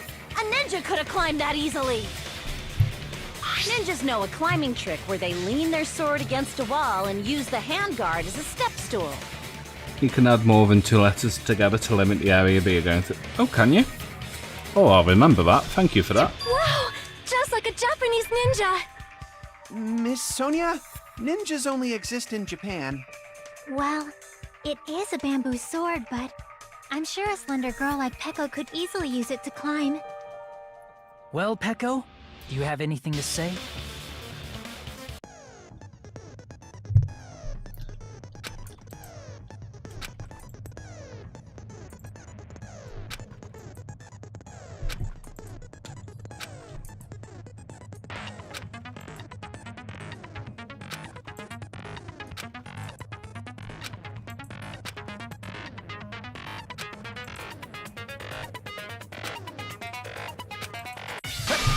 Hold on a sec, you bastard!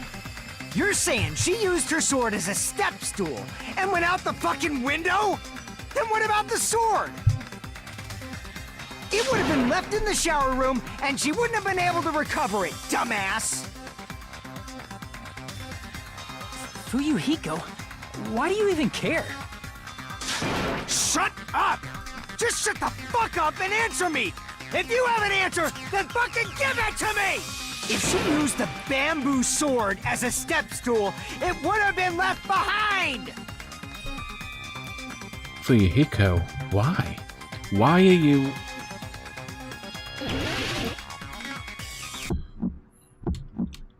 Got proof, you bastard? That's obviously impossible! Shut up! Shut up! Don't fuck with me! Got proof, you bastard? Shut up! Shut up! Don't fuck with me! Got proof, you bastard? That's obviously impossible! Bastard! Got proof, you bastard? I'll sell your fucking organs! You're pissing me off! You're pissing me off! Bastard! Shut up! Shut up! Got proof, you bastard? That's obviously impossible! Shut up! Shut up! Don't fuck with me!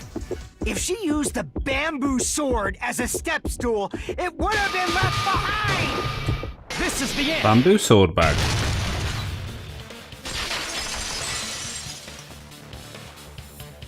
If she used her bamboo sword as a step stool, she could have recovered it with her sword bag.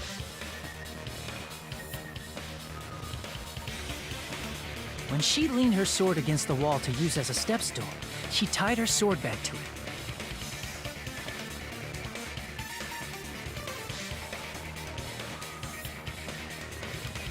And after she climbed up to the window, as long as she hauled the bag up toward her, she would have been able to recover her bamboo sword. I see. Not just the bamboo sword, but even the sword bag, too. She used them both to escape. Akane said she's like a ninja, but it's nothing as silly as that. Simply put, only Peko could have performed this feat. An escape plan befitting of the ultimate swordswoman. Even so, how disappointing. If you'd only let me work with you, it would have been an even greater plan. No! You just back off! Is it true? Did you really kill Monkey? Hold on! You're just making assumptions! You don't have any proof. I won't accept this unless there's proof! Got it, you bastard? It's fine. Huh? I said it's fine. Saying anything more would just be an exercise in futility. She admitted it just now, right? She admitted she's Maruhu's killer, right? But is this right? Even though Fuyuhiko was the one arguing with us, Peko just admitted it so freely. Among flowers, the cherry blossom. Among men, the samurai. I commend your decisiveness, at least. Very well. If you admit it, this ends now. Let's cast our votes. Agreed. Hurry up and vote. Hold on.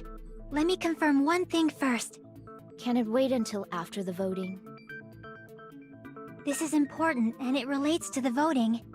It's about Peko's motive. My motive? In the end, you had no connection to the events depicted in Twilight Syndrome murder case, right? Then, why did you kill Mahiru? So it's about that. Let's see. If I must answer that question, I must say it was for the sake of justice. Huh? Justice? In order to protect the justice of this world. I do not sully my hands to satisfy personal grudges. There is only one reason I kill. For Here the it sake comes. of protecting justice. What are you saying? Justice is what makes humans human. It's a virtue that human beings should be proud of. Justice is the eternal sun and the enduring moon, the protective father and the smiling mother. Hello! Earth to Peko! If justice ever disappeared from this world, the world would immediately freeze and people's smiles would vanish. I will not allow that! It's fine, just stop it! Justice must always be there to guide us, to shine bright above our heads. I'm telling you to stop it! So I must fight. I must continue to fight to protect justice. Could she be? As the light of justice shines upon my mask, I expose the hearts of malevolent evil. Justice complete! The center of justice that is pierced by justice. The lead star of justice that shines in the night sky. That would be me. Sparkling justice! Now then, let's execute justice! What? What the fuck? Peko, what are you doing? I am sparkling justice. In the name of sparkling, shining justice, I have come to deliver justice. What's going on? What's this? Chill. Peko finally snapped! Everyone, please be careful. Sparkling Justice is a serial killer who claims to be an ally of justice. Clad in her various hero masks, she is a serial killer who exclusively targets other criminals. She is supposed to be... but... Huh? An ally of justice? So that's why you're wearing a mask! This mask is the dividing line. Peko is way more over the top during the part in the Japanese audio. Ah. I'm definitely gonna have to play with the Japanese audio someday. Just like various idols, the sun is revered because it lies just beyond your grasp. Justice should also be the same. I don't get it, but this is becoming really crazy. What? What the heck is this? Peko is the killer? Why is it turning out like this? This is turning out to be a surprising turn of events. Hey!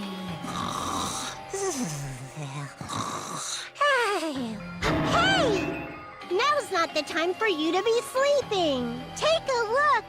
It's a killer. Hey. This again? Huh? Sleep talking? So what's your answer to my previous question? Why did you kill Mahiru? This world must always be bathed in the light of justice. I must not allow even one shadow. Evil must be eliminated immediately. No matter what, I must not overlook evil. Evil? Are you saying Mahiru is... If you knew about that incident, then you must have played the game. Am I right? And because of that, I was able to find the killer's accomplice hiding on this island like a sewer rat. Then, the reason you killed Mahiru was...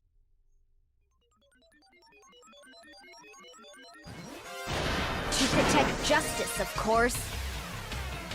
In order to protect justice, I have become its merciless sword and executed justice. Holy crap! She's such a stereotypical psychopath! She's so gross! Peko, is this your true identity? My true identity? I have already forgotten who I am. It just shows my determination. My determination to protect by throwing away what's most important. I'm willing to become anybody to shower this world with justice.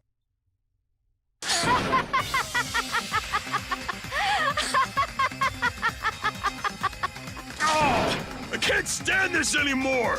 Let's just end this farce already! End it?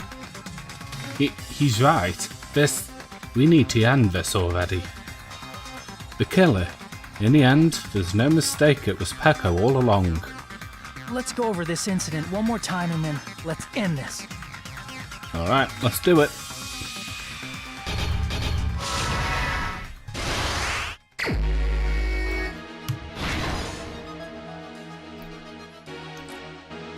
On the morning of the incident, Mahiru met...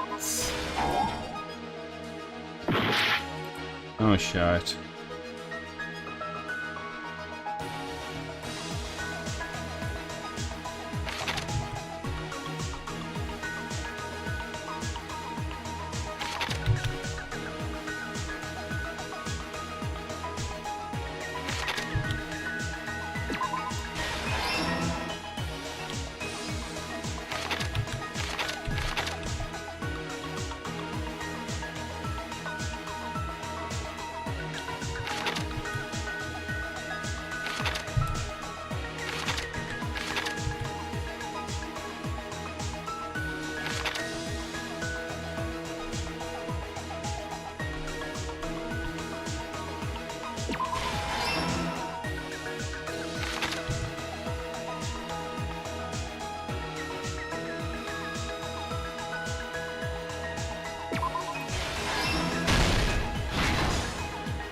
Stock 2.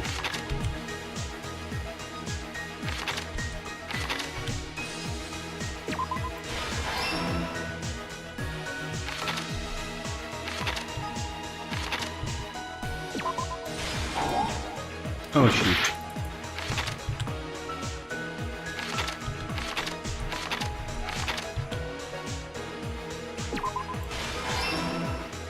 That's the one.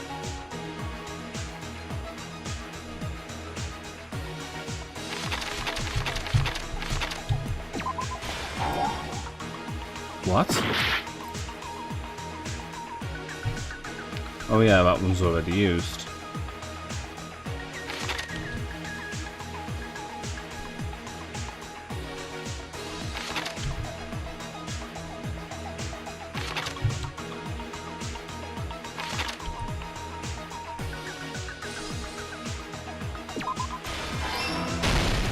That's the one. Stock 3.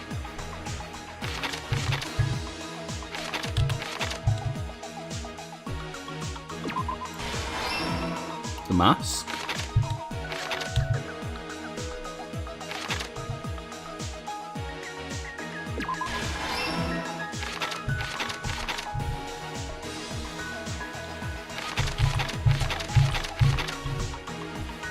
Killer forged 2 letters. Last stock. First one to arrive at the beach house was...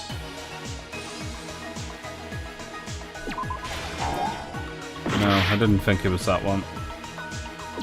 Oh, it was Hiyoko. Duh.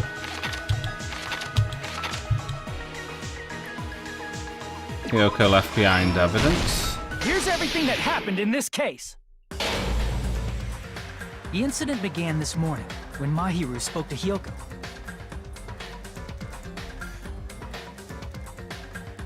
Mahiru most likely played Twilight Syndrome Murder Case, the video game provided to us as the motive. She probably wanted to discuss it with someone else who also appeared in the game as a character. Hiyoko accepted Mahiru's invitation, and they promised to have a more detailed conversation about it later.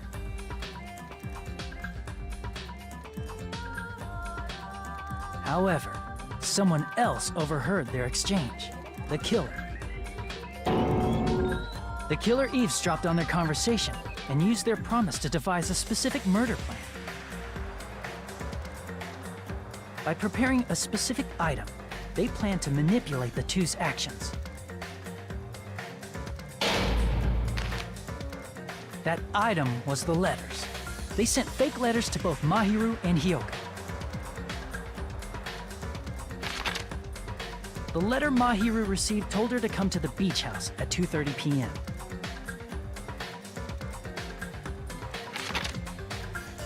And the letter Hyoko received told her to come to the beach house at exactly 2 p.m. By providing different times, the killer was able to lure them to the beach house separately.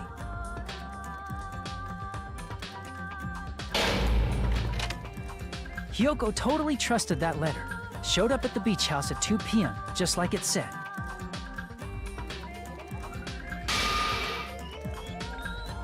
And was drugged into unconsciousness by the killer lying in wait.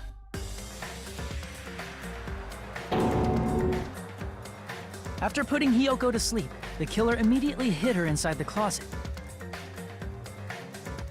so they could frame her as the killer later.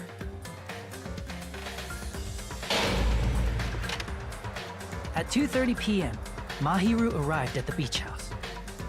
She was completely unaware that she'd been targeted for murder. Approaching her from behind, the killer struck the defenseless Mahiru with a specific weapon. The metal bat that was left at the scene of the crime.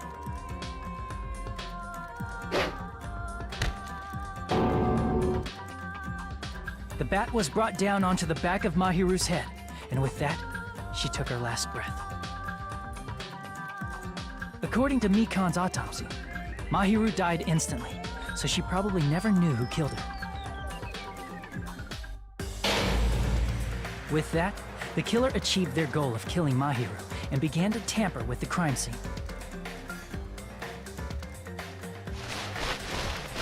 They dragged Mahiru's body so that it blocked the door leading to the road.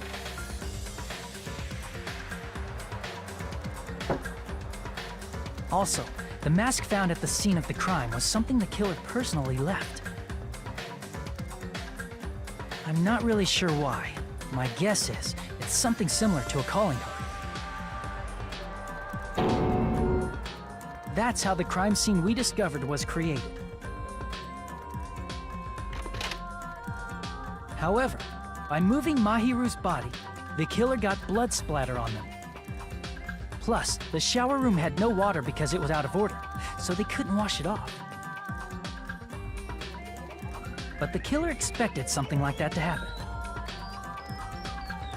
Instead of the shower, the killer used something else to wash the blood off their body. They used plastic water bottles that were inside the beach house refrigerator. We can assume they carried the bottles to the shower room before the sequence of events had happened. In place of showering, they washed the blood off their body with water bottles instead. However, they had no choice but to dispose of the empty bottles in the beach house's trash can. Littering is against the rules, and it would have taken too much time to throw them away somewhere else.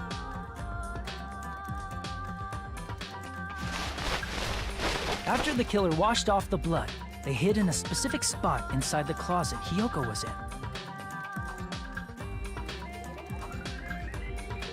The killer hid inside the surfboard case that they had already emptied beforehand.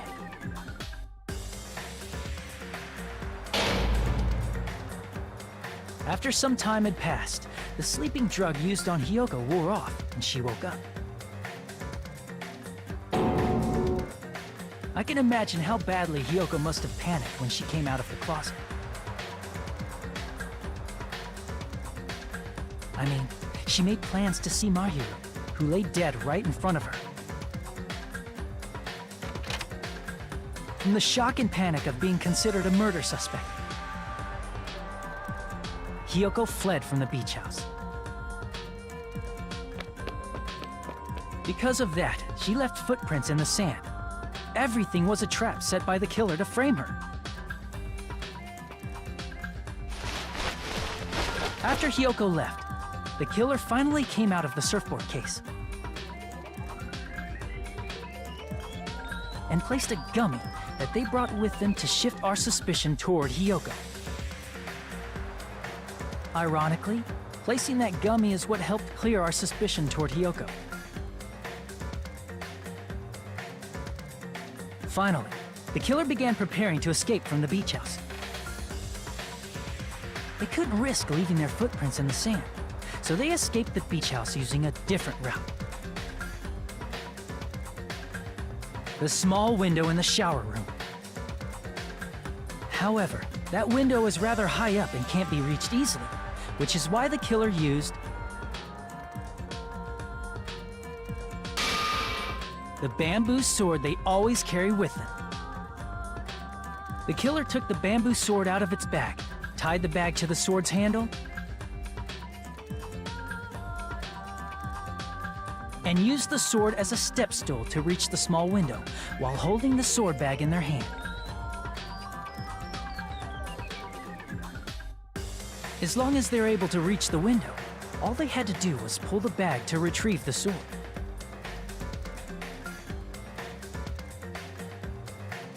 And so the killer left the beach house and appeared before us as if nothing had happened. But their wet hair and swimsuit didn't dry right away. There also weren't any towels at the beach house. So when the killer met up with us, they said they had been swimming for a while as an excuse. So how about it? This is the truth behind the incident you caused. Isn't that right, pekoyama?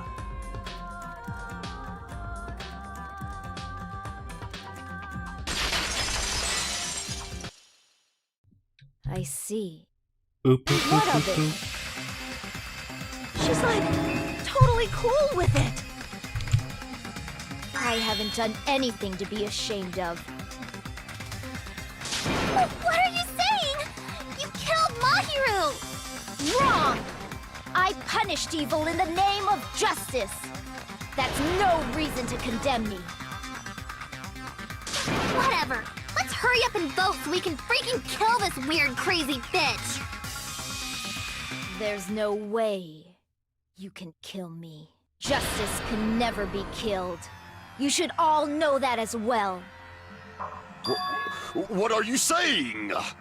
To protect what's most important to you, you must be prepared to throw away something equally important. Understand? I don't get it! I don't get it at all! Then I shall be direct. Justice must carry on. In order to keep justice, to keep me alive, you all must give up your lives. Are you serious? It's not serious. It's justice. If I fall here, who will combat the evils of this world? Now, follow your hearts of justice that reside within you all, and save my life to protect justice. Hurry and carry on justice. Give me a break! Who's gonna die for you? If we let Peko go, we're all gonna get killed!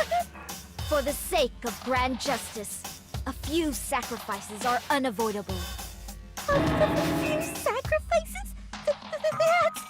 Don't worry. The justice that you give your life to protect will never go to waste. I can't stand her anymore! Let's vote already and execute her! However, before we do that, Monokuma, the vote! Hurry up and let us vote already! I'm awake! Ah! He finally woke up! I've heard your story! Well, I wasn't listening, but who cares? Now then, please pull the lever in front of you and cast your vote! Who will be chosen as the blackened? Will you make the right choice or the dreadfully wrong one?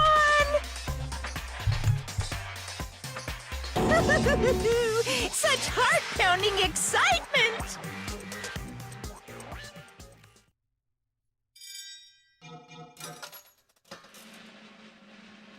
Indeed.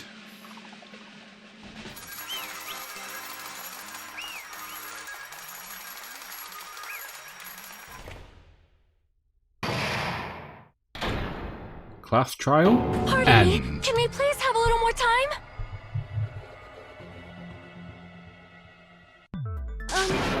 Pardon me, can we have a little bit more time? Please let us continue our discussion. Continue our discussion? But isn't the voting over? Yes, but I cannot help but feel strange. Something about this is definitely strange.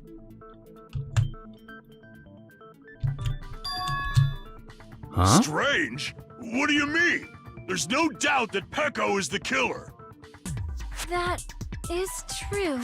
However, As a serial killer enthusiast, you're wondering if Peko is really sparkling justice, am I right?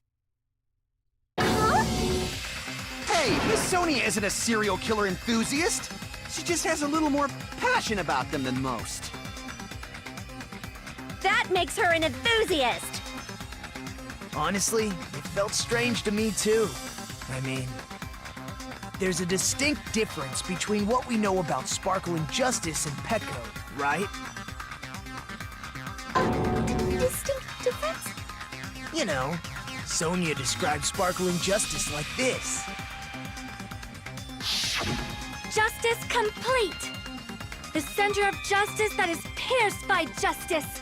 The lead star of justice that shines in the night sky! That would be me! Sparkling justice! What the heck was that?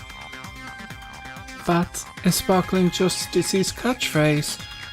An unknown serial killer has a catchphrase. I read it in a magazine in the library. There has only ever been one person, a journalist, who has interviewed Sparkling Justice. The article was written in their native language, so I tried translating it. I see, so that's what it was. I think I've got the difference between a serial killer and Peko. Nationality. I see! That's right. According to what Sonia said, The article was written in their native language, so I tried to translate it.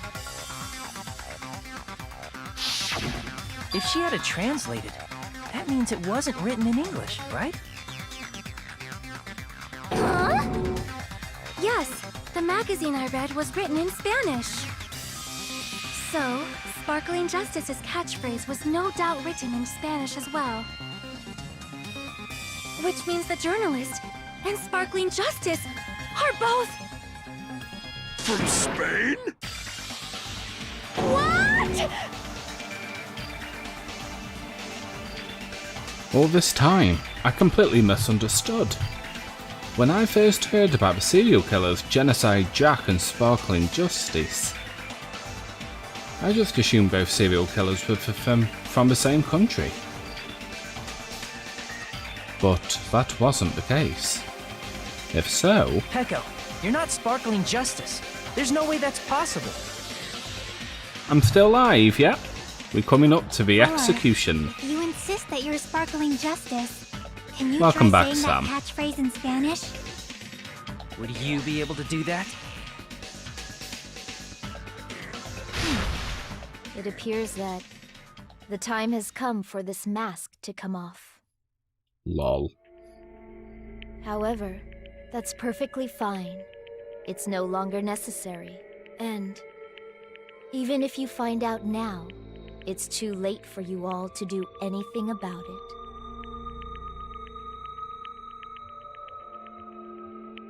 My duty has already been finished. My duty as a tool has already been completed in full.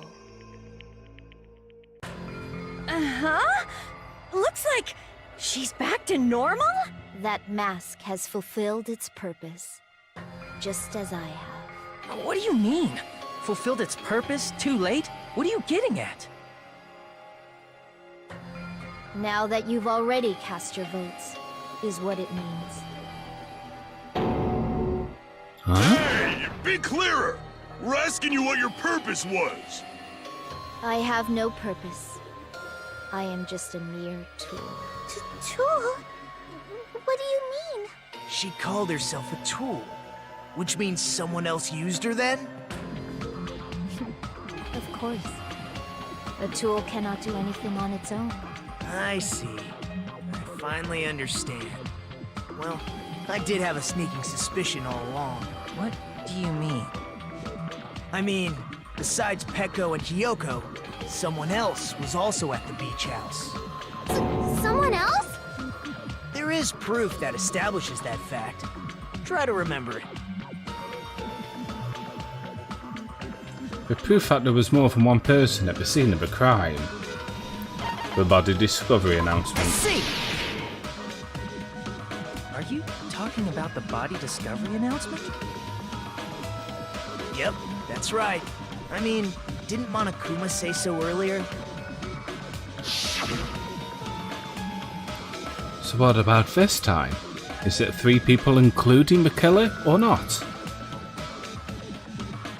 Jeez, fine. You want me to say it? It doesn't include the killer this time, okay?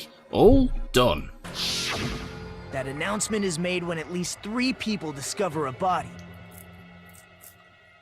And in this particular case, the killer, Peko, is not one of those 3.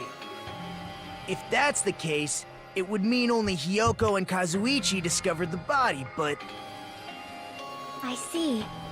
That leaves us one person short. So that means there was one more person in the beach house! Plus, the fact that Monokuma tried to hide that truth from us by being flexible with his own rules. That's such a vital clue that it could alter the outcome of the trial. Like an accomplice, for example. No, that's not it. Huh? Am I wrong? Yes, from your basic way of thinking about it, you are wrong. Didn't I tell you? I'm just a tool. That means I'm just a simple tool to be used by that person. Therefore, that person would have the strongest motive out of anybody else here, right?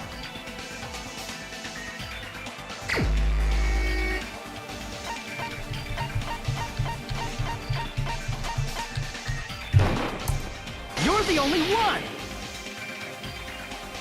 Is it Fuyuhiko? I see. Now I finally see the connection. The connection between the motive and the incident. But even if it's the motive, it's just a game, right? There's no reason to believe it's even true. Would you call a game like that a strong motive? No. The events that occurred in the game should have definitely occurred in real life. There's overwhelming proof of that too.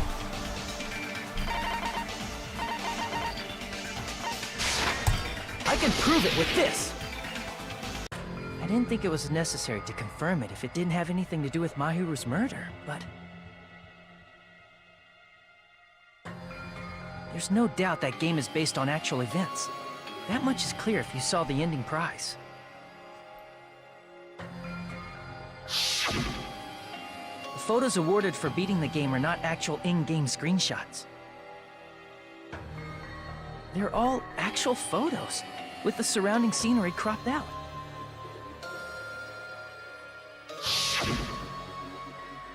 You knew all along, Fuyuhiko, didn't you? You knew whether or not the first victim in the game was actually your little sister, right? Because whoever beat the game first will receive the ending prize.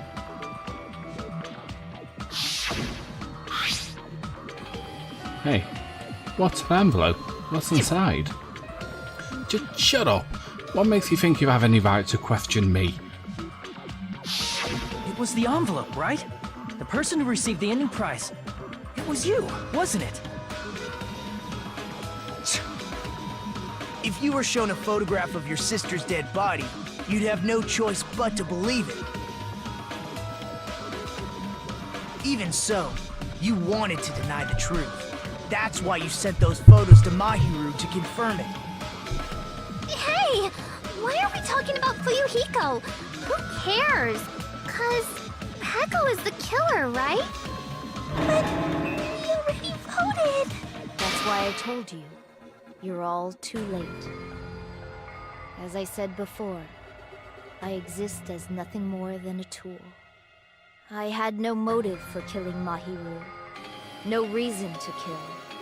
Not even the will to kill. I was simply used as a tool. As long as I am a tool, I cannot defy my orders. Hey! What's going on?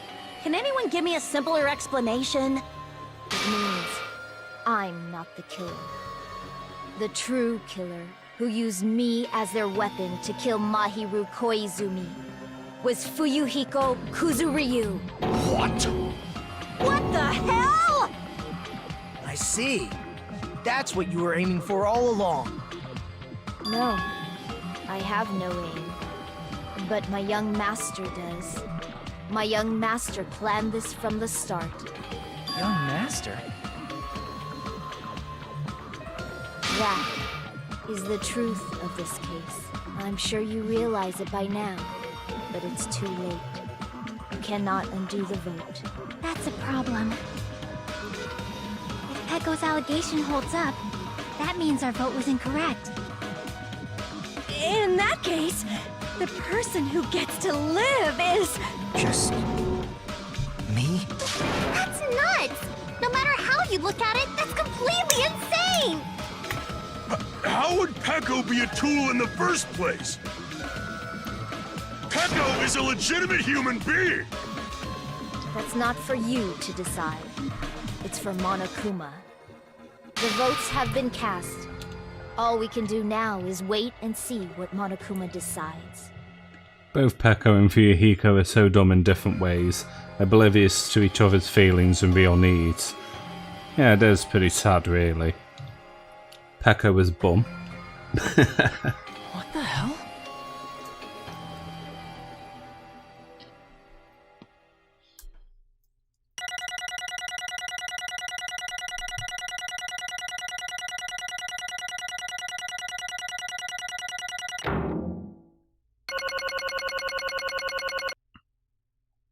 Yay. I'm in a bind. And what a bind it is. I guess for now, let's take a quick recess. We'll be right back after this commercial break.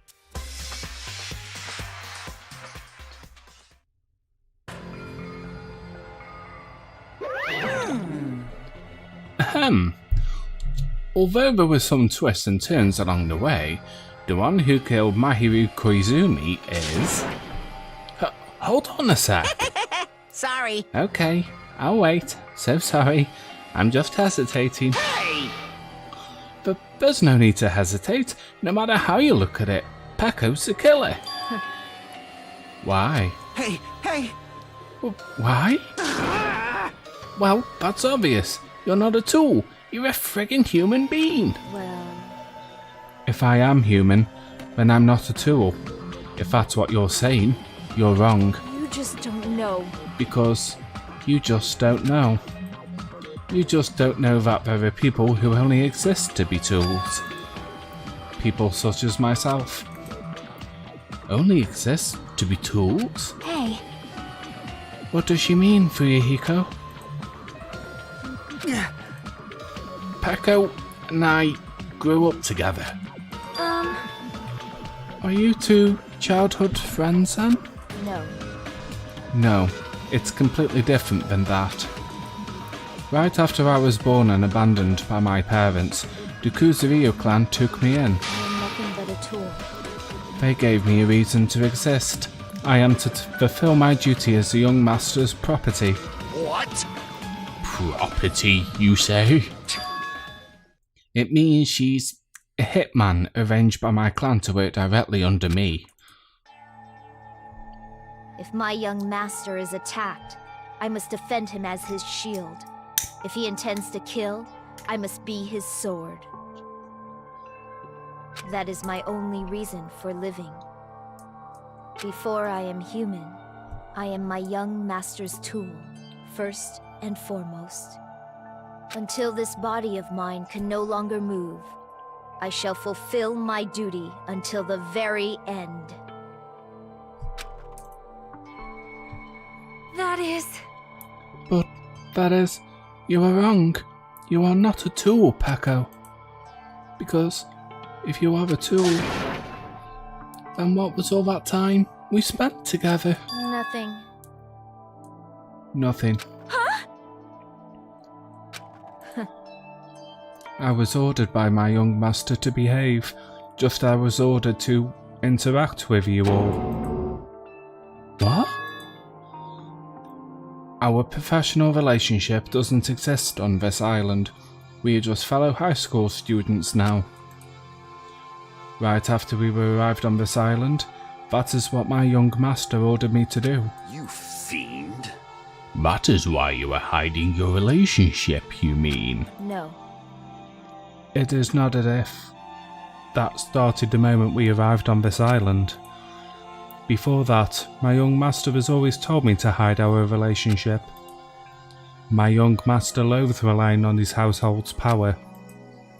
He even hates me, the tool given to him by his household. I am nothing but a tool. No matter what I am told, I am nothing but a tool for killing. If my young master intends to kill, it is only natural for me to act as his tool. Then, the one who tried to kill Mahiru wasn't you, it was... Fuyuhiko? Damn it. It is what it is. When I thought I beat that game, I was suddenly given these photographs. Damn it! I don't understand. Why is my sister in these photos? Don't fuck with me!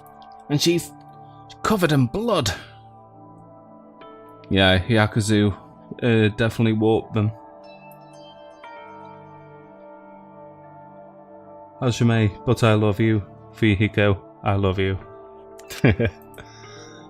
What does it mean? Why can't I remember? How come I don't even know if my sister is dead? You tried to confirm it with Mahiru, and that's why you wanted to talk to her. So, Yeah. I sent her the photo because I wanted to make sure she'd respond. But she never replied back to me. Not only that, she started avoiding me too. But... I'm pretty sure Mahiru was confused too. I mean, we all were. Before anyone played the game, we didn't even know this incident had happened. That's why, even if we were told we were connected to it, there's no way we could accept it. You know, when Mahiru spoke to Ibuki, she mentioned something about this. Sorry. I actually have plans to go to the beach with everyone. Oh my! Wait, huh? You're not gonna go, Mahiru? If you want to talk about it there, I'd be totally fine. It's pretty important, so, you know, it'd be troubling to involve the others. Huh? You sound pretty serious. Serious or not, I can't really do anything about it on my own, so I wanted someone to think about it with me. But... If I need to make amends, I would, but I don't even know how. Are you serious? That definitely sounds serious. I can cancel my beach plans for you. No, it's fine. It's important that everyone gets along anyway. Just tell them I'm not feeling well. Plus, it doesn't have to be today. There's always tomorrow. Oh...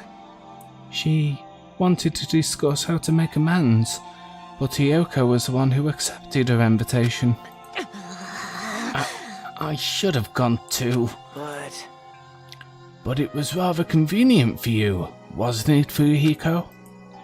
If you could make use of our plan to meet each other alone, you could easily lure Mahiru into a trap, right? Hey. By calling both of them out to the beach house, you were able to pin the blame on Hiyoko. What the? Seriously, what the heck? An eye for an eye. That's the world I live in. My little sister was murdered, If the reason for that happened was because of some person here, I'd have no choice but to kill that person on my sister's behalf, right? And so, my young master thought of a plan and executed it. I wanted to use the bat as a murder weapon because in the game, that's what we used to kill Girl E. For revenge, clubbing a person to death the same way my sister was killed just seemed to make sense. Even if it ruined my disguise, it was the only thing I could do to revenge my sister. That is... So that is why you killed my hero with the bat? Yeah. But still, I believed her up to the very last minute that the game was just a work of fiction. But even so, that bitch. Hey, if that game is actually real, are you the one who killed Girl E? Why, you? Hey, I don't want to hear about that. But... The fact that your sister was killed is terrible. It's unfortunate, but... Why? You shouldn't have killed that girl. Shut the hell up! Who cares about that? Just answer me. What do you know about that game? What are you saying? You had no right to do that. Nobody has a right to judge others for their crimes. Revenge is just wrong. Jeez. Want me to be honest? This whole time, I was acting like a coward. Even if I called over Mahiru, I was still trying to find an excuse not to go through with the plan. But after she said that to me, that all went out the window. I got really pissed off and grabbed a metal bat that I hid under the bench. But at that moment, young master called for me and made me kill Mahiru. Huh? Young master, I am finished. What? You say that you killed because you were ordered to? A tool is not defined by its will, but by its actions. I don't get this at all. Of course! Well, of course you don't understand, because humans are completely different from one another. Everyone's birthplace and upbringing is different. It's obviously impossible for them to understand each other. So everyone just pretends to understand, and pretends to be understood. Be quiet. Hey, you're too annoying. Can you just be quiet? Yes, indeed! Okie dokie, I'll be quiet. Afterward, just as my young master planned, I proceeded to tamper with the scene of a crime. However, I also considered the possibility of being found out. So in order to get you guys to make the wrong choice, I decided to make use of that serial killer story. It cannot be. You insisted that you were sparkling justice in order to make us hasten our votes? So, we fell for it. We fell for a trick all along. That's right. You guys have made the wrong decision. You voted me, a mere tool, as the killer, unaware that my young master was the true killer. That's obviously wrong. Hold on. Don't act like our losses have been decided yet. No. No, it should be decided already. Isn't that right, Monokuma? This is troubling! I'll admit, all this talk about Peko being a tool sounds pretty persuasive. When you approach it from various angles, it makes sense that Fuyuhiko is actually the true killer. Hold on, I'm telling you to hold on. I see. I see. So for Peko, Fuyuhiko himself is your true hope then? On his behalf, you killed Mahiru, and now you're trying to sacrifice us so that you can protect him. Great! You would only go that far because he's your one and only hope. Wrong. Wrong. I have no hope. I am just... a tool? Well, even if we ask her, she'll probably just play dumb anyway. Now then. So I'm going to ask someone else. Hey, Fuyuhiko, what do you think? Huh? About what? Hey, Is Peko just a tool to you? Using that tool, surviving by sacrificing Peko and the rest of us. Is that your hope? What? Hold on. Hold on. What's the use of asking something like that? what? Huh? You seem distressed. A mere tool doesn't panic like that, right? Jeez. Peko, be honest. Are you trying to protect Fuyuhiko of your own free will? Nagito is pretty impressive at deducing people. He can read them like a book. Hey, Fuyuhiko, can you tell me the truth? The fact that she killed on your behalf, the fact that she lied to us by acting like the killer. Are those all things you ordered her to do? Is that the truth?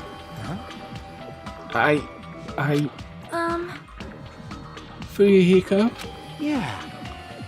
I know you hate our guts, but if you listen to Peko, we're all gonna die. Yeah.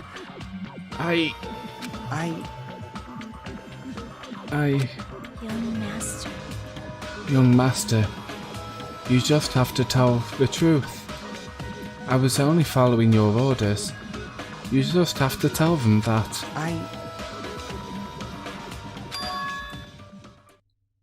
Fuyuhiko, you mentioned this before, but in this kind of situation, interacting with others will just shorten your lifespan. Those idiots, Byakuya and Teruteru, are proof of that. Plus, it'd be frustrating to be held back by affection when it's my time to kill. You're still saying that? Of course, I'd sacrifice the lives of everyone here if it guarantees my survival.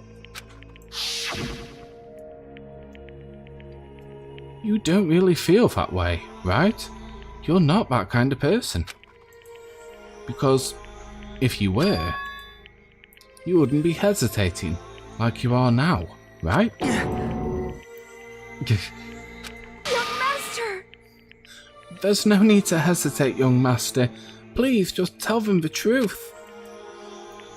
Young master, you were the one who ordered me. I just did as I was told because I am a tool. Fuyuhiko, this could be considered your ultimate choice. Regardless, either way you still lose Peko, but Hey, if you insist you're the killer just as she said, you can sacrifice us and survive alone. Or would you rather reject Peko and fight alongside us against despair? Which one will be your hope? Let's hear what you have to say. damn it!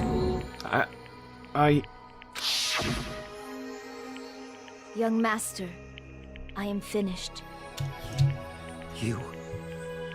What the hell did you do? You already know, right? What's going to happen after you kill someone? I did it because I know. There is no way I can let that happen to you. Hey, Peko. Do you remember what I told you when we first arrived on this island? Our professional relationship doesn't exist on this island. We're just fellow high school students now. You need to run. Got it?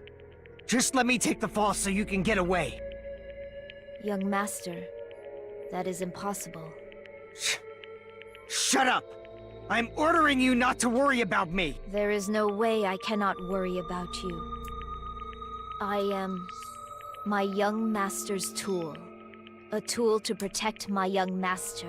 Without an owner, a tool serves no purpose. God damn it, we are done with that crap! Why won't you listen to what I'm saying? Regardless, I will not flee.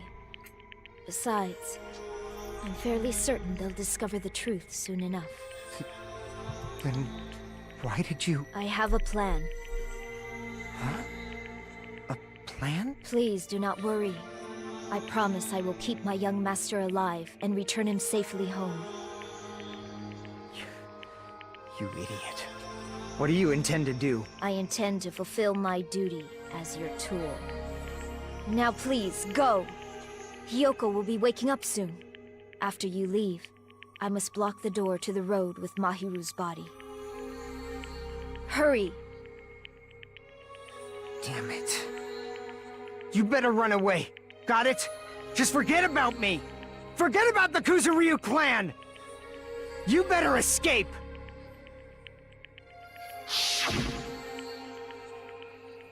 So how about it, Fuyuhiko?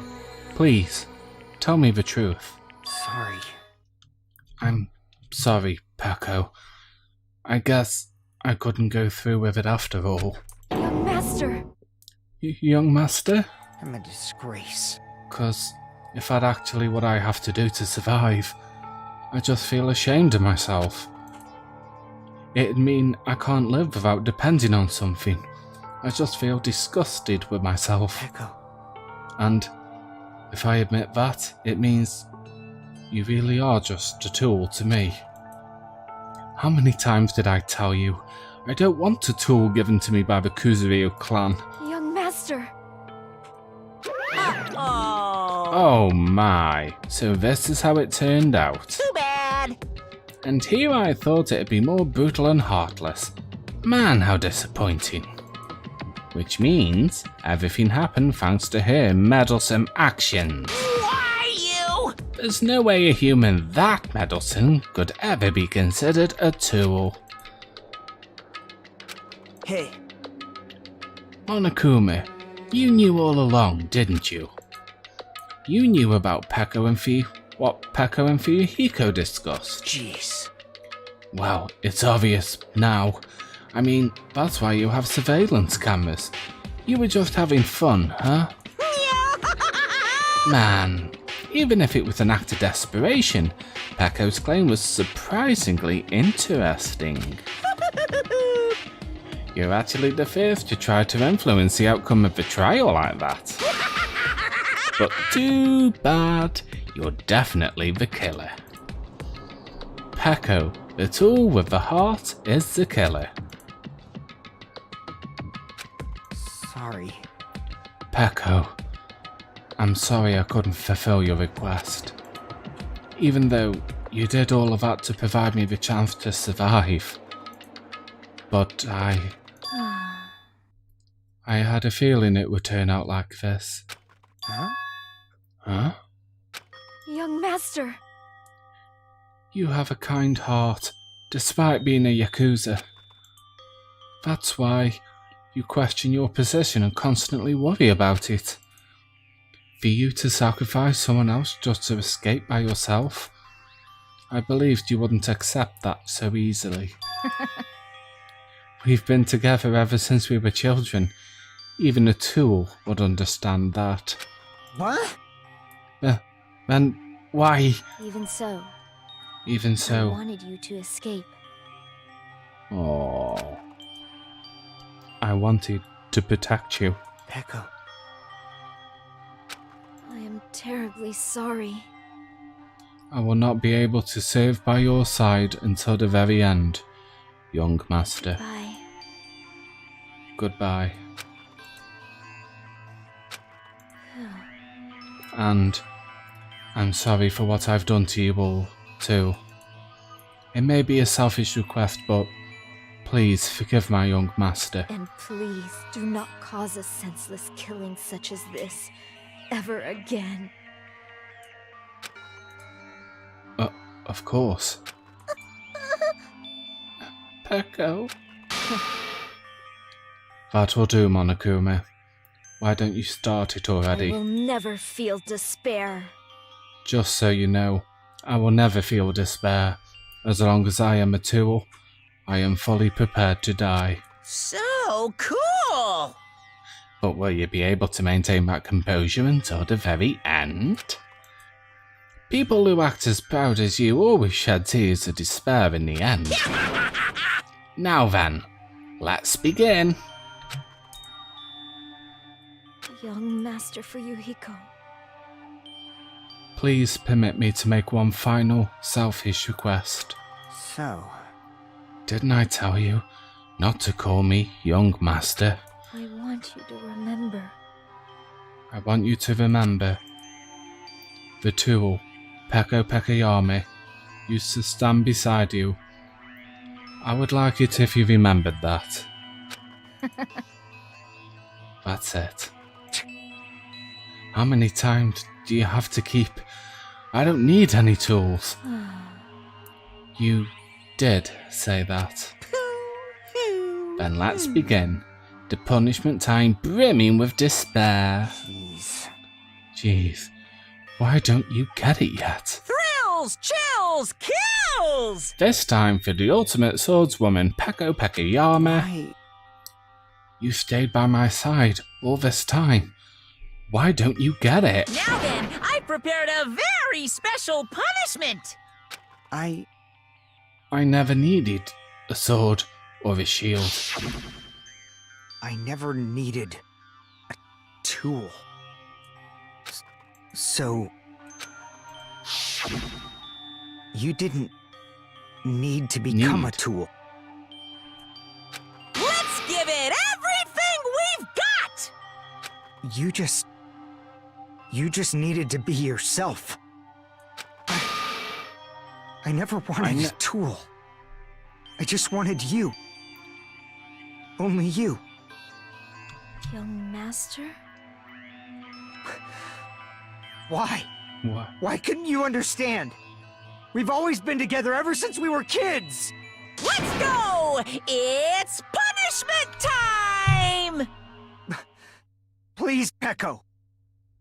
Don't go! I need you! Don't leave me! Young master? Young master?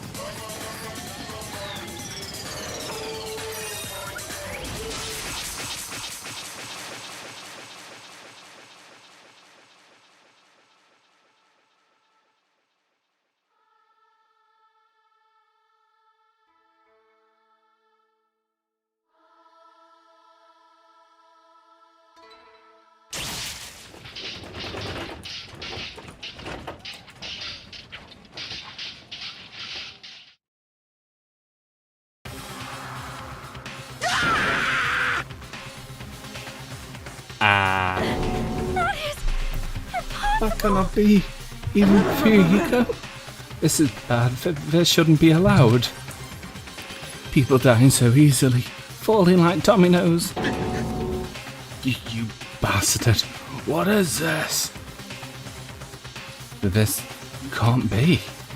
This is a lie, right? Peko! Fuyuhiko! Such a waste. For heaven's sake, this is just the worst. Jeez, what a waste. This conclusion, what a waste. This is why she should have just discussed it with me. Damn it. I was supposed to be a clash between two hopes, but it was crushed into something so unpalatable. Oh. You're still talking about that? The hell is wrong with you?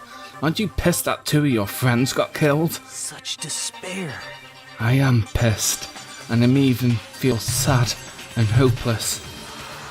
But still, Isn't that right? it's going to be alright. This despair is worthless. Oh, yes, funny. What a bean. Even this despair is just a ladder to the bright, shining future that awaits us. The higher the ladder, the brighter we can shine.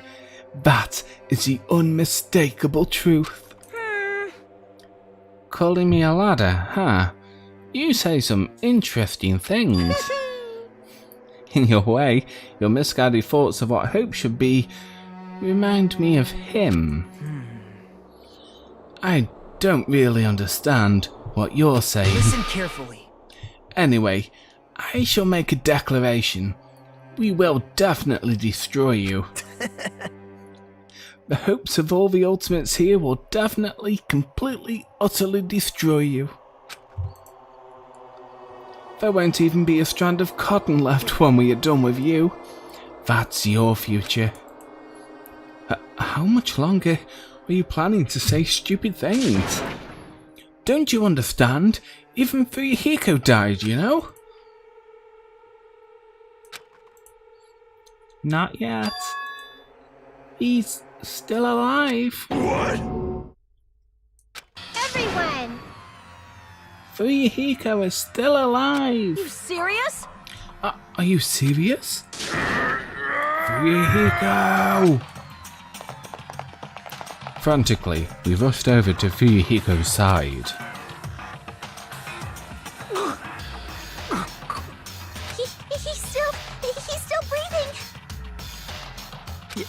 Is he gonna be okay? Do something! Hey! You need to save him! Hey! I'm trying! But his blood, he won't stop bleeding out! His pulse is getting weaker! Can't you do anything about it? God damn it! Well, serves him right. You're so stupid! Were you filled with hope at the thought of saving it yourself? That's why you ended up like that. You stupid brother! What are you so laid back about? You need to hurry up and save him. I don't believe it! A surprise order? What the heck? Why do I have to burn my precious cavaliers just to save some Yakuza scum? That's wrong! It's your duty to save him. Duty? Hey! 'Cause it's written in the school trip rules. If the blackened is exposed during the class trial, they alone will be executed. If only the blackened gets executed, then Fuyuhiko shouldn't be allowed to be executed. Well, if I could, I would totally do something about it right now. But since my magic stick was taken away, I'm practically powerless. Hey! But you should be able to do it. Unbelievable. Jeez, I guess I have no choice. Fine. Well, there's no way I can violate a rule, even if it's me. So, Fine then, I'll save him. Really? like... I was actually going to do that all along, so I've already prepared for this. Huh? Prepared? And that's when it happened. A siren began ringing from out of nowhere, and gradually grew closer and closer. An ambulance? Just leave the rest to me, Dr. Killgood. Dr. Killgood, you've already killed your patients! We gotta get this patient to the Monokuma Hospital ER and get him under 24-hour observation stat! So, I'll see you later!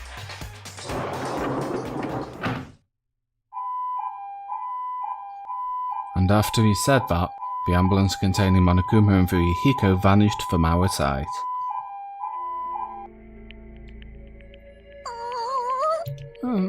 Is it really gonna be okay to leave this to Monokuma? Damn it. It can't be helped. It's not like there was any other way.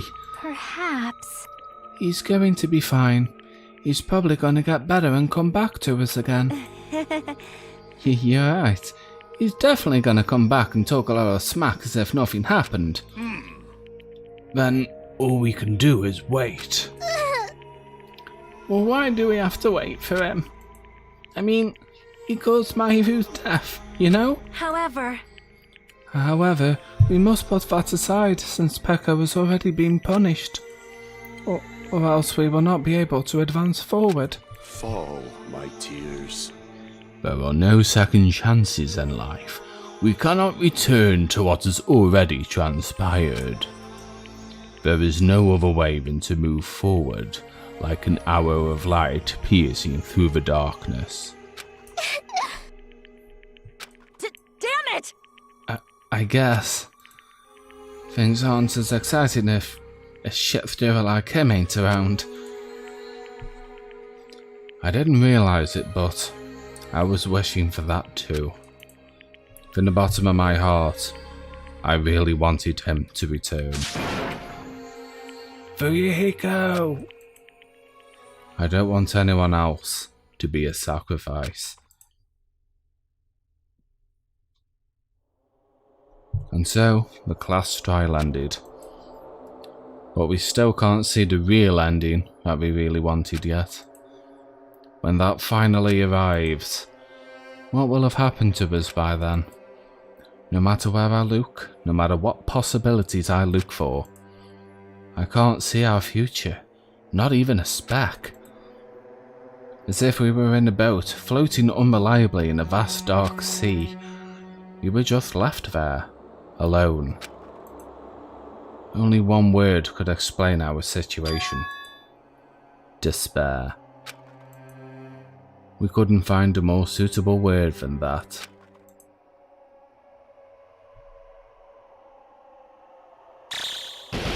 Sonia's a good egg.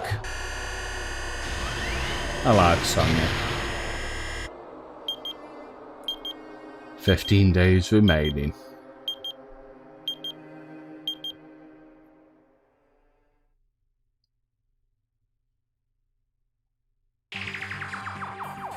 You guys can see it, right? You can see this countdown too? Poor people are already gone.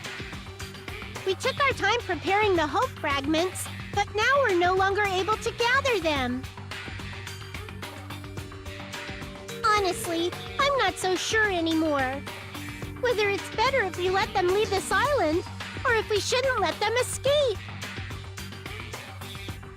For those kids, which option is hope and which is despair? But I guess there's no time to hesitate. If this countdown reaches 0, that guy will probably take over our plan's final stage as well. What lies beyond that is the foul resurrection of the ultimate despair. And the continuation of the biggest, most awful, most tragic event in human history. That cannot be allowed. We must prevent that by any means necessary. Even if we have to pay the ultimate price, I will definitely prevent it by any means. Everything is for the sake of a future filled with hope.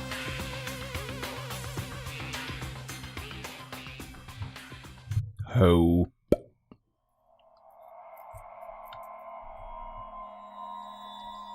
Chapter 2, Sea and Punishment, Sin and Coconuts. 12 surviving students. Danganronpa. To be continued. Nice. We obtained a present. The Black Dragon Blade.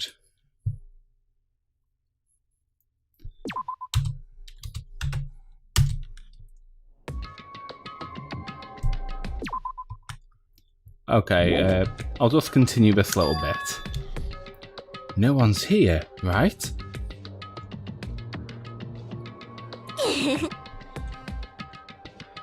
Man, I can totally see now.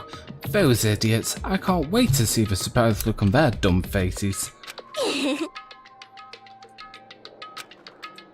But they'll probably be happy about it. They'll probably be very, very happy. Alrighty.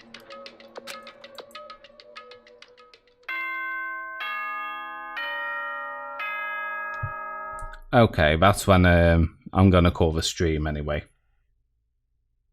Boom. Right, thank you very much for everybody who has stopped by. The keyboard is loud.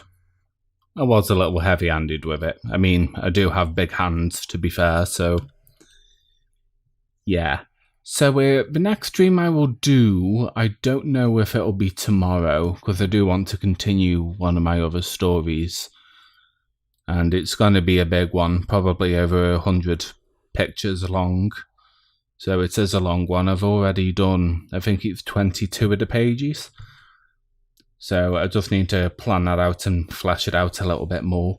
But yeah, Friday, I may or may not stream, but there will definitely be another stream on Saturday, if not tomorrow or Friday. So keep a lookout. It's about the same usual time. It's about 9 o'clock UK time. What is your name? What, you mean my first name? Ooh, I don't know. Do we have secrets here? For the record, it's Tom. T-O-M. Never dox yourself. Oh, I think it might be a little late for that now. Ha!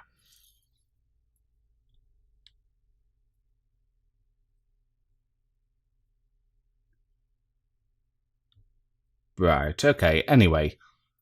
My first name's out there now anyway. As for my surname, I have no idea, but if anyone's kind of like on any of the Danganronpa Facebook groups or anything like that, you've probably seen me sharing my Danganronpa short stories page anyway, so they'd probably know my name from that regardless, but it's all good.